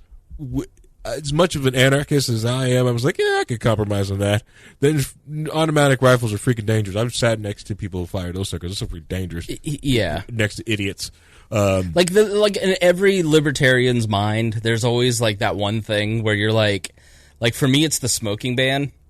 Like, I'm not for the smoking ban, but I wouldn't mind it. I kind of like that we have cigarettes. How dare you, sir? You know what I mean? How dare you? Not for private, but I'm all for, if someone wants to, I'm not for banning anything. If you want to have an automatic weapon, I'm all for it. I just think they're dangerous. Right. I just think they're freaking dangerous. Right. Because a lot of people are kind of stupid. People are dumb. Right.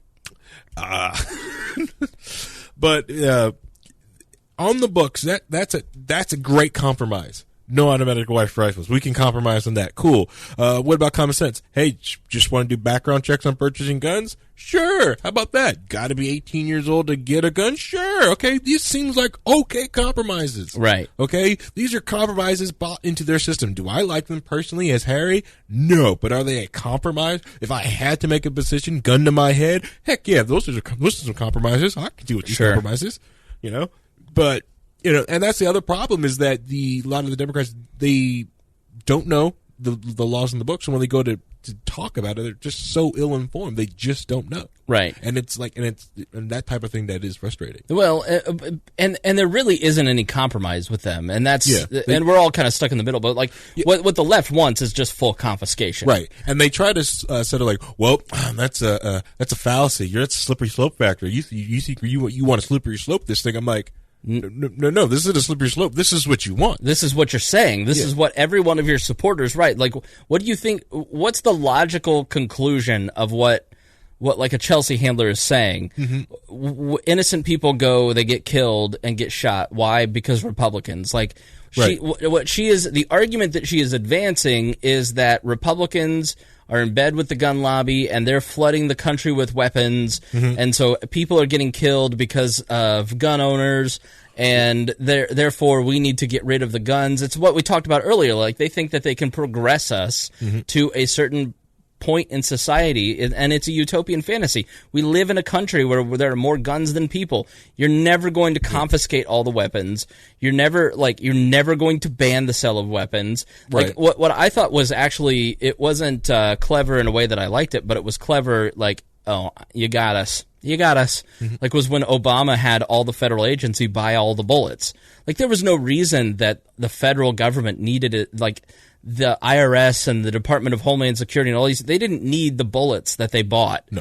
But they completely used free market economics and the endless supply of money that they have to create a shortage.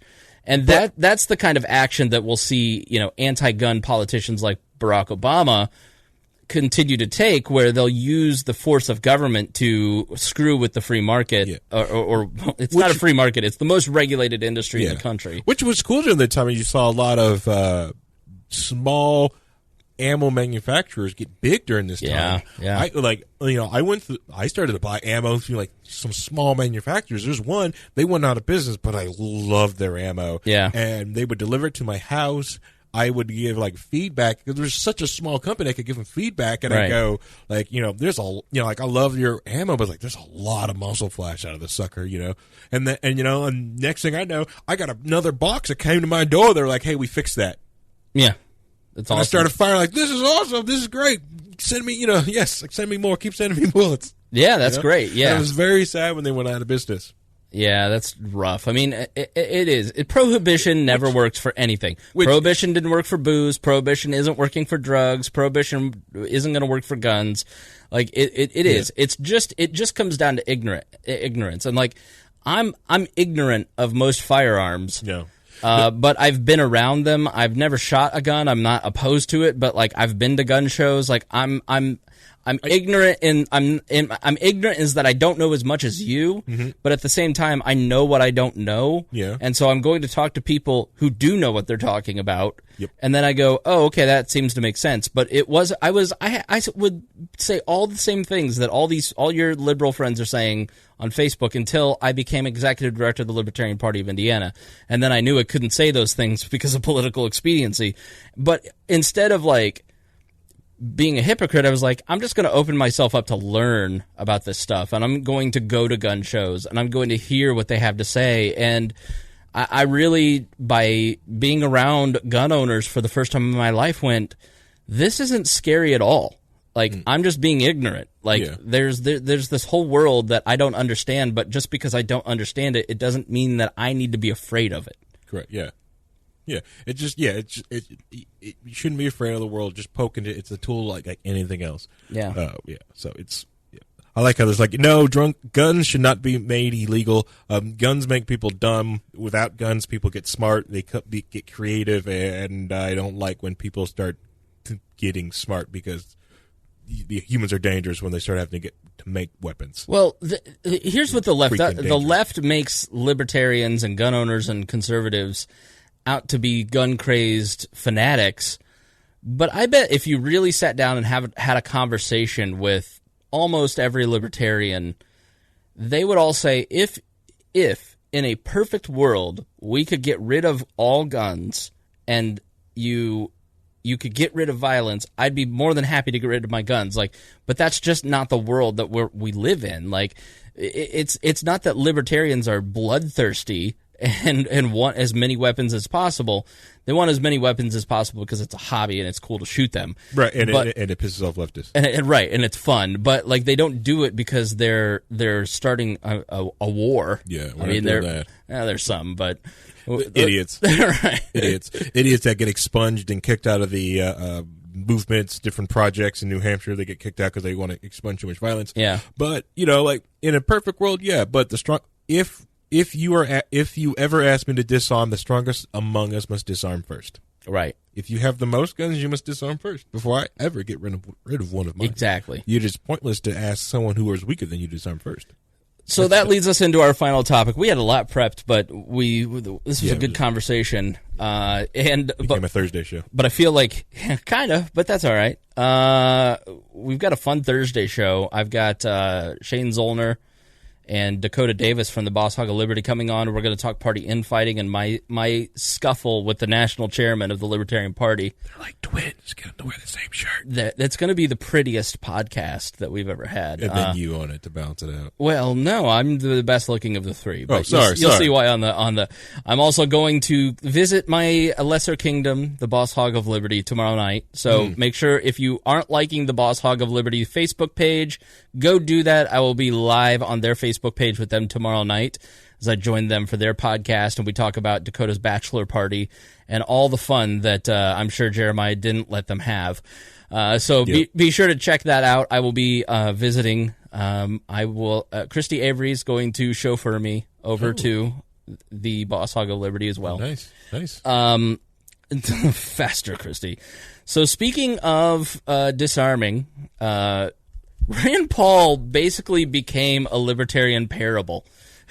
He literally, like, forever, libertarians at outreach events have been, well, if your neighbor comes over and you're lying, then you have the authority to go over and violate their nap after they've violated your property. Like, he literally began. So basically, the story isn't out there, but I think what happened is that Rand Paul built McNukes in his backyard, and he accidentally put his nuclear arsenal 5 inches over the line onto his neighbor's property, and then then it became a fight. So, like, a really weird story. Something's not adding up here, and I don't know what it is, and the fact that Rand Paul doesn't want to talk about it means that, like, these two dudes hate each other. Yeah. And so they're in, Rand Paul lives near Bowling Green, Kentucky, and he lives in a hoity-toity gated community, which is hilarious because you live in a gated community to keep people from breaking your ribs and attacking you. Let's be honest, his wife wants to live there. You can tell by this whole story, like, he doesn't want to live there. Right. And so he's in this gated community, and he is an ophthalmologist. He works on eyes, for those of you who don't know what ophthalmologist is. And a retired anesthesiologist who lived next door ran and tackled him and broke 5 of his ribs and bruised his lungs. And Harry, I've broken a rib before. I broke a rib in 7th grade playing football. It was the most painful thing that I have ever experienced in my life, and that includes emotionally. I've never broken a bone. I've got very dense, black people bones. Black people they don't bones. break. Have you? Luckily, he no didn't danger to that extra one in your ankle, right? Correct. Yeah. Lucky he didn't since he's an anesthesiologist. Lucky he didn't try to Bill Cosby him and get him back that way. So they say it's over a landscaping dispute. Rene Boucher. Rand Paul was mowing the grass and wearing sound muting earmuffs, and he didn't realize Bobby Boucher was coming at him. We're calling him Bobby Boucher, and basically, he went. Like, don't you talk about my mama? And so he ran after him. He never saw him coming, one friend said. And the damage was severe. 5 broken ribs, bruised to the lung. Kentucky state trooper showed up. The senator had small cuts on his nose and mouth and had trouble breathing. The 59-year-old was charged with a misdemeanor count of assault, and they're considering raising it to a felony, given the severity. Rand Paul's 54, which I didn't know. I thought he was. I mean, I guess I realized he was in his 50s, but it doesn't seem like 60 used to be really old. Yeah. And now 60 just doesn't seem that old anymore. It's not because of Ron Paul and Bernie, but I doubt if he runs for president again, he won't deny that Secret Service detail. Yeah, exactly. The senator grows pumpkins on his property, compost, and has shown little interest for neighborhood regulations. Yeah, no shit. He's Rand Paul. Like, you knew what you were getting. Like, if I was... broken jaw too, yeah. Oh, really? Oh, that's new. That's what someone said. Someone said broken jaw. Chris Murray said broken jaw. All right, maybe, but I don't. I didn't hear about that. Yeah, I cannot verify that, but either way, it's painful for the ribs. Yeah. But homeowners associations and all these regulations, they're all just so annoying. Yes, they're just I could never live in a place with an HOA. Because I would do exactly what he did. Oh, I can't compost? Okay, here's my giant pile of shit. I can't grow pumpkins? Oh, I'm basically putting a Linus statue in the backyard.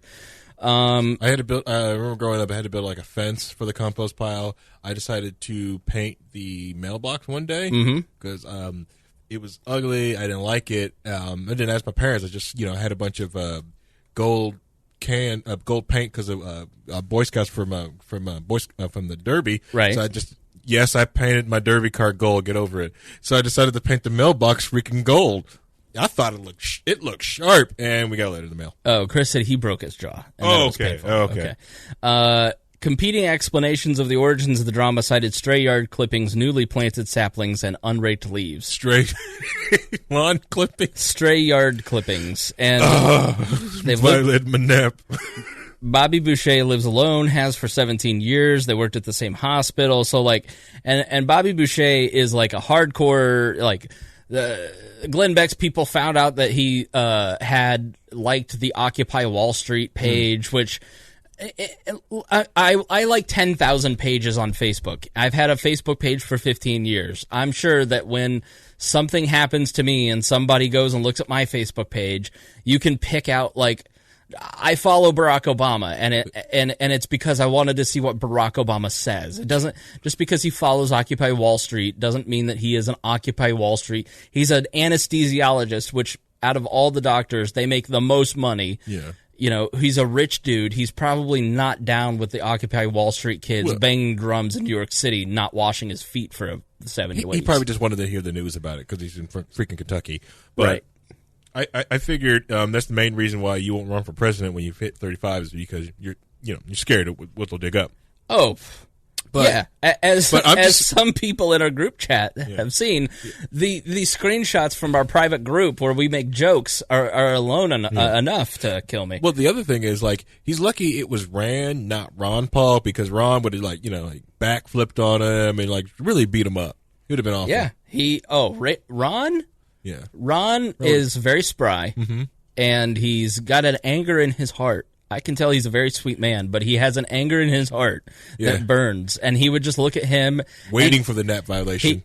I would think that Ron, as soon as you violate his nap, in his mind, he would transpose Henry Paulson's face onto his face, and Ben Bernanke, and then bam, and then it was just all over. He got It Man on him. I mean, basically, Rand has the right, under the non-aggression principle, to, and that's what NAP means, non-aggression principle. For you new people, that is the foundational principle of all libertarianism. The non-aggression principle means that you are not to you're not to harm another person, steal their property, defraud them.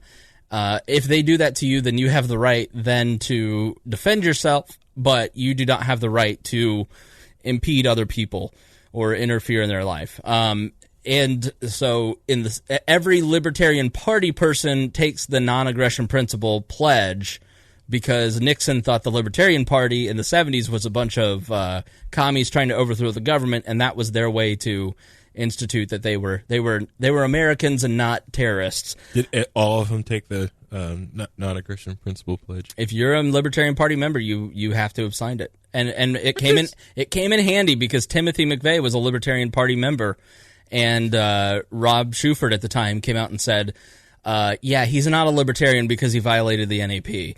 So the non-aggression principle applied here is, now that Rand has had 5 ribs broken, he gets to light Bobby Boucher's house on fire and destroy his world. So the GQ, which is an article, is funny that you said. They just basically, it turns out that Rand Paul's a bit of an asshole about his yard.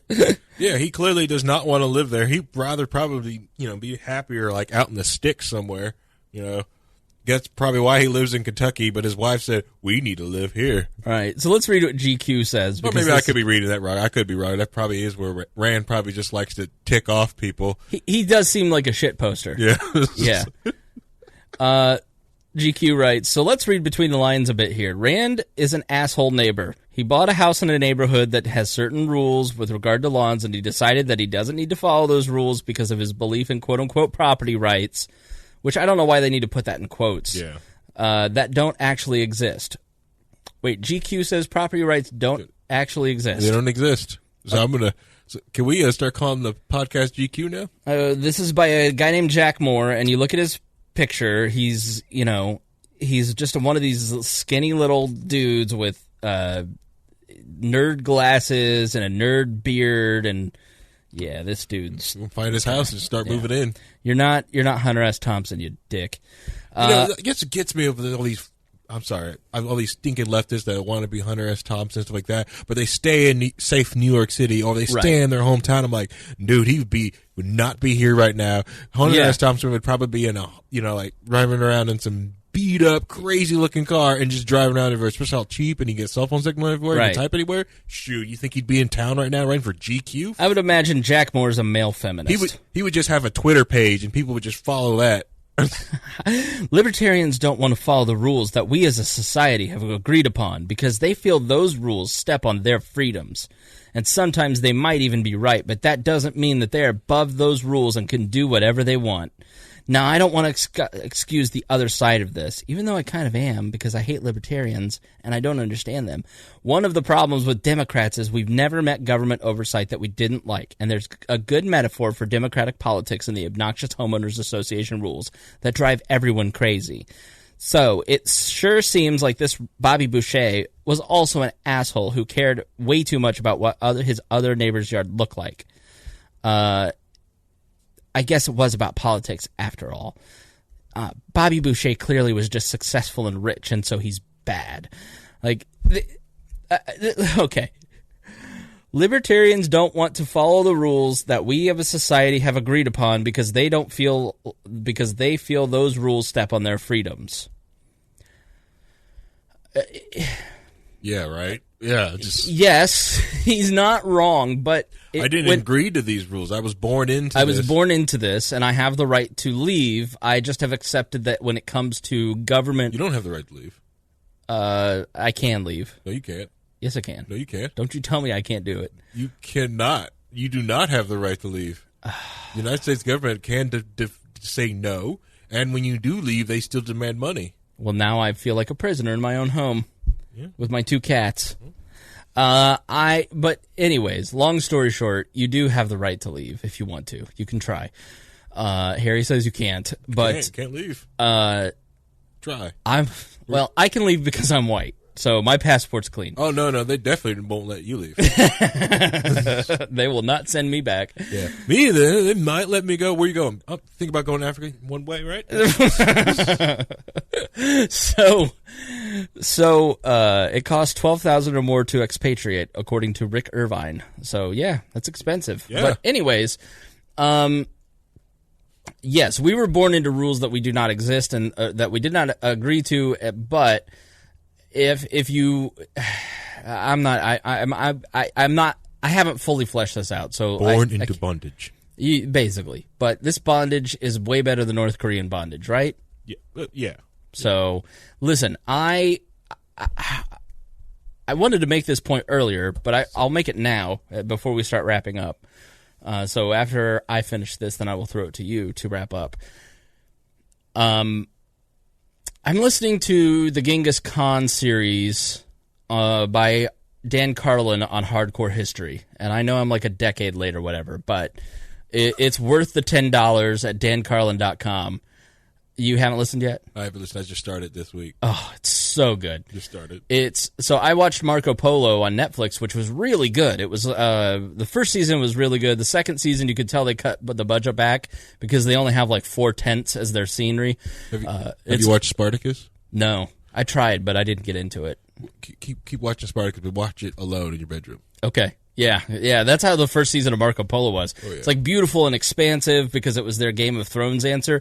And then the second season, they cut the budget, and so it's like 4 tents, and then they cancel the third season. But Marco Polo was really good, and so I got interested in Genghis Khan because Marco Polo spent time in the court of Kublai Khan, the grandson of Genghis. And so Genghis Khan was basically one of the one of the greatest human beings that ever lived. He built an empire from basically China from Korea to Spain. Like it was just up into Russia. It was just this crazy massive empire in the span of 25 years. He's probably the greatest general to ever live. But he's also one of the greatest mass murderers to ever live. I mean, he probably killed anywhere from 10 to 50 million people in those 25 years. And so Dan Carlin calls people like him and Alexander the Great and Hitler and Stalin these historical arsonists. You know, somebody like Hitler is a historical arsonist where he comes along and just lights the world on fire and completely changes things. And out of that, we get things like Sykes-Picot, where you get the lines are all drawn, and then what we're feeling now, which is a very scary proposition, is the rumblings of the breaking apart of all of that world order that was put in place after the two world wars, where the lines were drawn by like the Korean lines were drawn by Dean Rusk, an American lieutenant colonel. Mm-hmm. So you have all of these rumblings of the world about to be set apart, and at some point, maybe in our lifetime, we will see a historical arsonist. It's not Donald Trump. Donald Trump is not. Donald Trump would be a fascist if he could, but Donald Trump is not. This isn't a fascist country. Like, the Supreme Court isn't letting him get away with whatever he wants with his travel ban. So, he's not that historical arsonist. There's two dogs fighting outside my door, and Mittens just ran over to the door to see what's up. Mittens, my 10-pound cat, thinks that she's going to boss them around and get them straight. So we're getting swatted. So Genghis comes along and basically sets the world on fire and changes the course of world events in the 1200s. And he's also a great lover, as Logan Knoll points out. Many people are a descendant of Genghis. And so, long story short... James Neese included. James Neese is rapidly approaching. Yep. He's got Genghis Khan, and he's the .01 black. Yeah. So he basically goes through the Mongolian Empire and just talks about this, and compares Genghis to the Nazis and really puts it in terms of, yes, you learn history about something like Genghis Khan, and you learn about it in a very sanitary way. You don't really think about the human beings, and it's like right now the Holocaust is still fresh because we're 2 or 3 generations removed from the Holocaust. But what about 300 years from now? People write about how Genghis Khan brought about religious peace and was very open and tolerant and helped institute writing in a lot of places that didn't have it, and there were a lot of benefits to Genghis Khan. Well, what happens 200 years from now when people start writing about the benefits of the Third Reich? And, he really hammers home the perspective of, like, how to look at history. It was just really eye-opening and expanding. And I mentioned it earlier in the episode where you're sitting there talking about, like, if I lived in this same exact spot in 1850 or 1817, what would I be going through? I would be chopping wood. I would be surviving. I would be barely surviving. I would probably be dying. Like I'm watching the end of Marco Polo after listening to Genghis Khan on a day where, on Sunday, where I woke up whenever I wanted to in an air-conditioned and heated home with clean air. Repackaged firewood. Like, I didn't have to worry about the heat. I didn't have to worry about where I was going to find breakfast. I just walked out. I had all kinds of prepackaged food. I could make delicious pancakes. I had maple syrup. Then later that day, I had Blue Apron where I was eating like Chinese cabbage and this exotic pasta, and it was this amazing meal that was inspired by 3 different continents. And I lived in security. I didn't have to worry about the king coming and killing me. I didn't have to worry about it. It really put into perspective like how lucky we are to live in this time and place. And yes, we have these mass shootings, but you're at a much better position than ever in history. Harry wouldn't want to live in 1817. Well, actually, you might, because your people are doing fine. They were doing fine. You were selling people, not buying. Yeah. But I mean, it's really a great time to be alive. No matter how poor you are, if you are listening to this on the little computer in your pocket, and you're not that hungry, you're hungry, but you're not hungry. And then if you get sick, you can go to the doctor, and you go to Burger King and have a Whopper. Like, you live better than Genghis Khan did. Yep. Or King George VII. Exactly. Or, yeah. Or Henry VIII. Yeah. Most kings. Exactly. Most kings. Definitely better than all the peasants. Yeah. So we really need to put put our place in the world in a historical perspective, and I'm talking... And more educated, too. Yeah, I'm talking to somebody... Just because you could, the simple fact that you can read. Yeah, I spent the day... That's part of it, too. Thank you. I was watching documentaries and listening to things about Genghis Khan and then science, and like last night, I'm watching this Eric Weinstein thing where he's talking about the history of Indian music and the history of Chinese music and biology, and I'm eating, like, basically Blue Apron, which I cannot recommend highly enough. I love. I'm eating basically like this weird like version of Chinese cheeseburgers. It's like Chinese steam buns with pork and black bean paste and tempura, sweet potato. It's great. It was a great meal, but like I'm just like, this is the greatest life ever. Like I get to sit here and learn things over the time, like time and space. It's just really incredible, and I don't think that we're appreciative enough of our time in history because we're so addicted to our phones and so, like I think there's going to be a serious conversation about putting our phones down at some point because it's ruining the human brain and ruining humanity, and it's ruining my life. Yep. Rick Irvine is correct. We are kings, okay? He said it in the chat. Translated for him. Thank you. Yeah, yes. We are kangs. We were. No, we are. We are now because we're not covered in crap. I really think everybody should go out. Dan Carlin, if nothing else, you owe him $10 for the service that he's done to the world because his show is so great. It's worth it. It is worth it. Yeah. It is more than, it's a better history education you got through public school. Yep. And he has got the podcast Hardcore History is free. It's just the old stuff's behind the paywall. So yeah, great stuff. Can't recommend that enough. I would also recommend Jamie Kilstein was the head of Citizen Radio and a progressive podcast, and he was on Joe Rogan, which God, I wish I could be Joe Rogan when I grow up.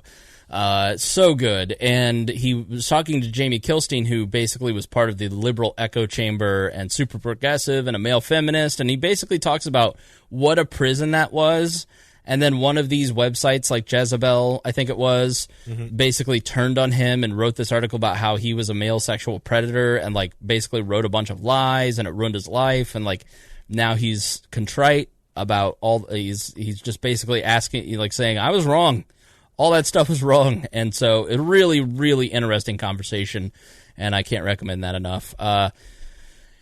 Harry, final thoughts for this episode. I've been long-winded. I apologize. Super long-winded. Sorry. Yeah, because I pulled up, I'm going to just turn my mic off. You go, boy. Boy. Whoa. I meant it in the fraternal way of the 90s. I'm going to bring that up to wall management later. Whoa. I hope I don't get in trouble. We'll see. We'll see. One thing I wanted to bring up is the we kept talking about the NAP, the non-against principle. I just want to I've got a very small, concise version of the NAP that I use over time when I have to explain it to somebody. So here goes. Every pony owns his or herself and their labor. No pony else has a higher claim over them. Hitting, stealing, and killing are always wrong, even when the castle guards and soldiers are doing it. Use force only in self-defense, or in the defense of some pony else. Each interaction with other ponies should be on a voluntary basis only. Never use coercion. Like I said, that's a small, like the concise version of... That's the virgin version of the non-aggression principle. Very, very small, very, very, very, very, very concise. My wrap-up thing is what I wanted to go about is I'm trying to hit everything. With time zones, you have small computers in your pocket. The world is getting to a point that, come on, let's be realistic. Let's get with the times. We have so many old rules on the book, like, for some reason, we think it's okay to have a bicycle on the road with a 2,000-pound car. This is dumb. Bicycles should not be next to cars. That's a dumb idea. Let's see, with the Texas shooting, I get frustrated and I get sick and tired of hearing all these different stories every time they come up, just like anyone else. I don't want to say like this is just the normal, this is the way it going is, but it's only a tragedy here in the United States because it keeps happening. and it's because it doesn't happen every day. It doesn't happen every week. Just like they try to make it sound like. That's why you don't hear about all the deaths happening in Chicago. If you watch, just get a local Chicago news source, like find a station and just watch it, and just watch how many people just die in Chicago. It's like, this is not national, but like 20 people. Chicago wished it just had 20 people in a month. Right. You know, it's ridiculous. Or in any other state, like, it's just in case anyone tries to bring up, like, you know, we need to get rid of guns. You know, they talk about Australia. Well, talk about Mexico, because you're not supposed to have guns in Mexico, and Juarez is not a very safe place. Right. There's other places in the world that do the exact same stuff like that. With the Turkish person, and the makeup, yeah, I think that was a nothing burger. Also, you know, there's so many racial insensitive things that we do here in the United States that would probably piss the hell off of some people in Europe, especially Eastern Europe, stuff like that. When they use the G word, I'm not going to say it because that's an offensive word. All those people up there of Romani descent, they know exactly the word I'm talking about. And here, stupid Americans use it all the freaking time. Gypsy? Whoa, dude, you apologize. It's a very racial insensitive term. I won't apologize, but that's where the term gypped comes from. Oh, whoa. Did you know that? Whoa, you just dropping like racist terms all over this podcast, aren't you? Everything's racist. I'm exhausted by it. I'm sorry, I just can't do it anymore. Like I want to treat every person with love and respect, but I can't keep up with everything that's racist. Because race doesn't really exist.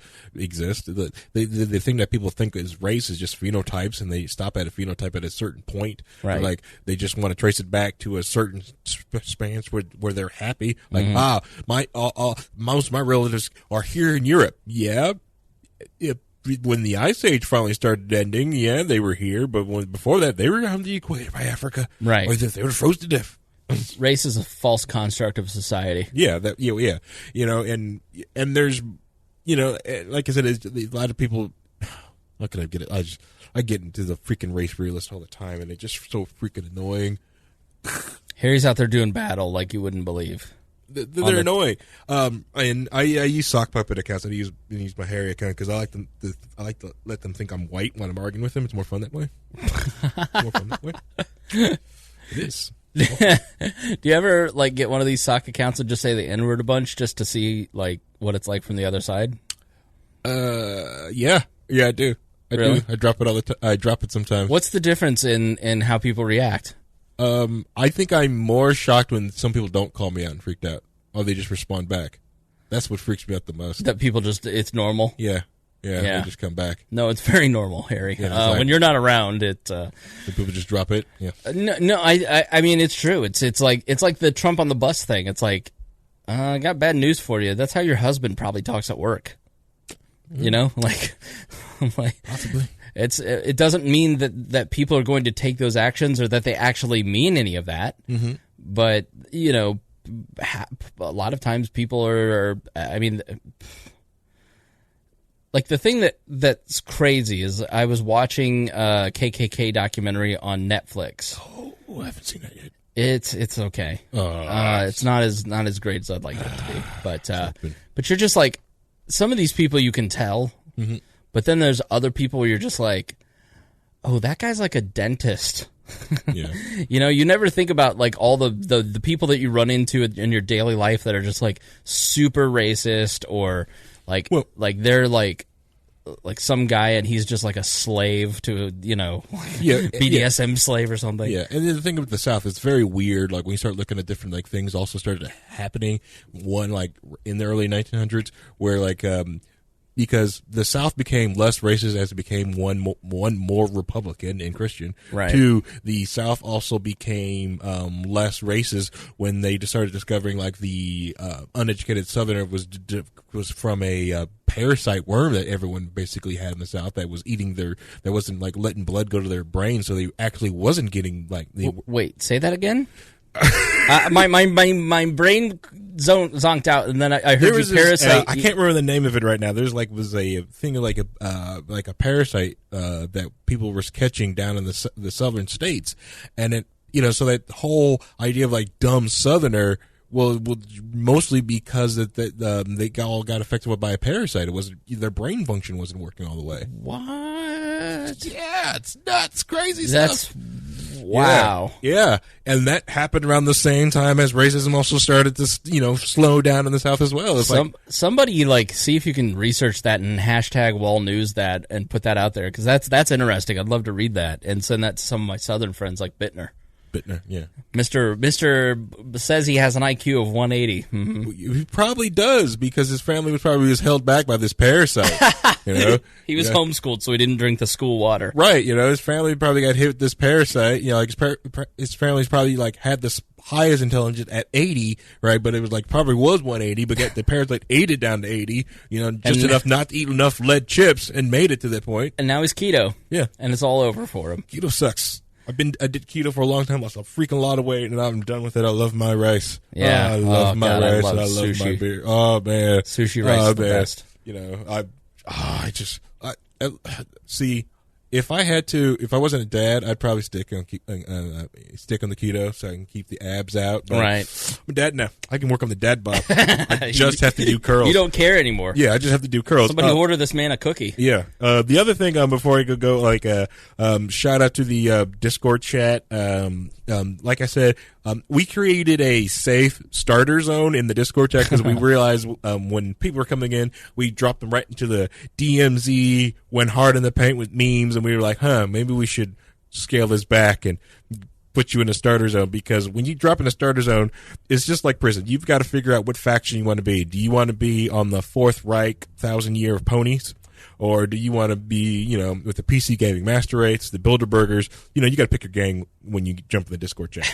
But it's a lot of fun. We have fun in there. It is. It's the only moderation I've ever done in there was the Create That channel. So understand that the mods are Galt, who barely does anything, and James Neese. So those are the mods. And there's a fourth, right? Christy, who's basically, she's not a mod, she's the super she's basically super user in there. She's the main person that can ban and kick people out of that chat and delete comments. She has the most power under Dear Leader, I think. Right. Yeah, I think it goes Harry, me, and then I think Christy. I gave you the ability to delete the server, not her. Okay. I didn't give her the ability to delete the server. I gave you that one. I think that's the only thing that separates you two. And why would you give Christy Avery, our only super duper fan, that power? Because I trust her. And she would not allow anything to happen inside that server that, one, will have people send shiny shoe people to my door, and I can trust her, because if something happens and I can't get there, I know she'll act on my behalf, or at least for the good of Wall. And right. She's got our back forever, and if Christy Avery deletes you, then you messed up. Oh yeah, Christy has. If Christy decides to get on Discord, see something, and ban you, whoa, what did you do? What did you do? Christy didn't know she had this power. We shouldn't have told her. It might go to her head. Oh no. Crank call. So she's gonna kick Niece out next time. So this is from PBS. It came from. So we have a Facebook group that we stream the show live to called Dear Leaders Court for everybody who's a $10 a month and up Patreon subscriber. Howie Worm gave the South a bad name. This is from April 2016. For more than 3 centuries, a plague of unshakable lethargy blanketed the South.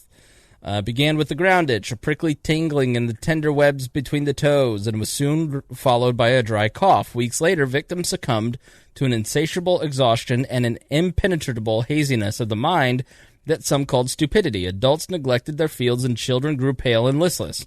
Victims developed grossly distended bellies and angel wings, emaciated shoulder blades that accentuated by the hunching. All gazed out dully from sunken sockets with a telltale fisheye stare. The culprit behind the germ of laziness, as the South's affliction was sometimes called, was the Nectar Americanus, the American murderer. Better known today as the hookworm. Millions of these blood-sucking parasites lived, fed, and multiplied and died with the guts of up to 40% of populations stretching from southeastern Texas to West Virginia. Hookworms stymied development throughout the region and bred stereotypes about lazy, moronic Southerners. As the South rid them of hookworms, these parasites cost the region decades of development and bred widespread misconception about the people who live there. It still exists.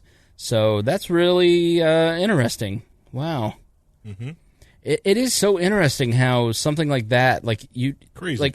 We don't understand, something like nature can have that kind of societal force. and really shape the course of history. Like we blame it on certain factors, but it's actually like they're sick. Yeah, they're just sick. Wow, just sick. That's interesting. Any other thoughts? Yeah, just shout at the disc. Yeah, that's all I want to do. Like, if you want to join the Discord, you can join at wearelibertarians.com now. Yeah, so it's up on the front page of the website. Sweet. So you can find it there. Now that you got the radio thing, I'm going to see if I can get a bot to pipe the radio feed. You're probably going to mention. I know I'm probably setting fire on that, but the radio feed into the Discord to a Discord voice channel, so you can kind of listen while you're on Discord.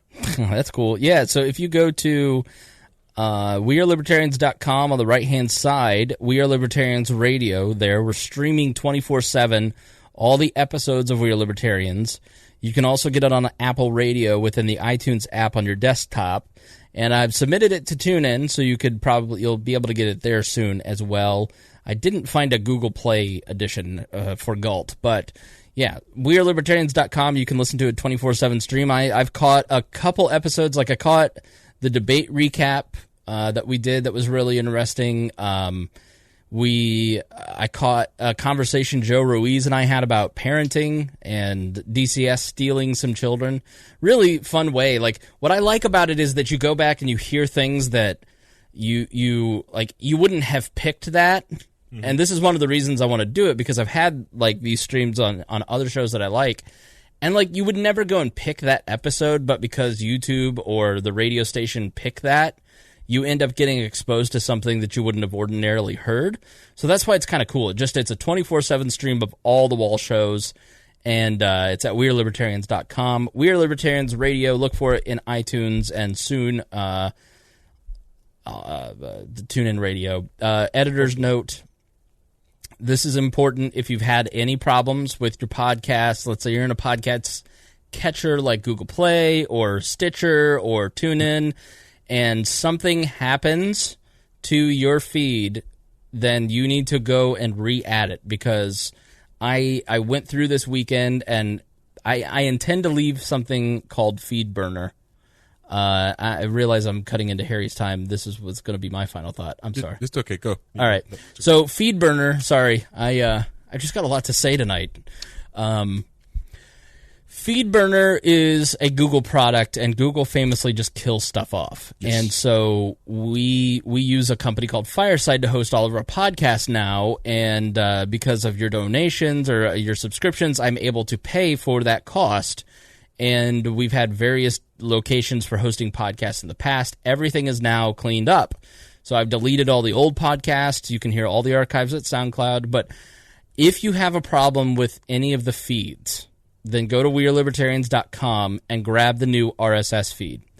So if at some point over the next month something happens to We Are Libertarians and it stops updating, you need to go grab the new RSS feed.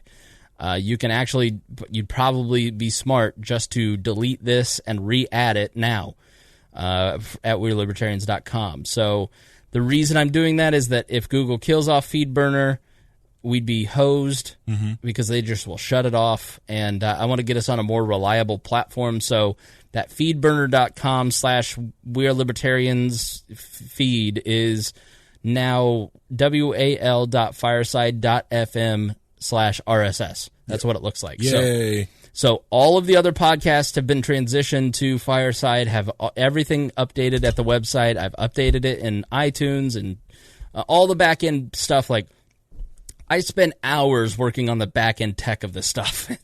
It's a little crazy, but I do it for you because I love you. Yeah. So just in case you have experienced some sort of issue with, let's say you listen to Boss Hog of Liberty and Google Play, or Miranda's World and Google Play, and all of a sudden it disappeared, then you need to go re-add it because we had to re-update everything. So it's a huge pain in the butt, and I'm paranoid we're going to lose subscribers. We probably will, but I'm telling you now, update your feed. So, all right, guys, thank you so much. Harry, any final thoughts? Need more Miranda's World. Yes, we've got quite an update coming.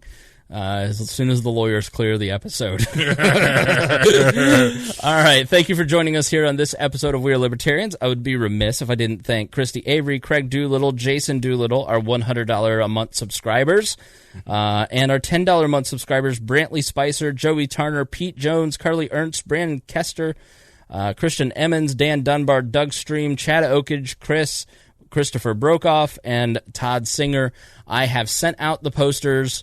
They will be arriving at some point this week. Can't wait for you guys to get them. These are collector's items. If you should join at $25 a month just to get the poster, because what I'm sending out will never be duplicated again. You will never be able to get it again. I'm even thinking of upgrading all the branding of We Are Libertarians, from the gray, all the Stalinistic block art. Yeah. So these may be the last batch of posters that I ever collect. So you want to join at $25 a month on Patreon and get yourself a poster, and I will send it out to you. And thank you to Christy Avery for helping put those all together.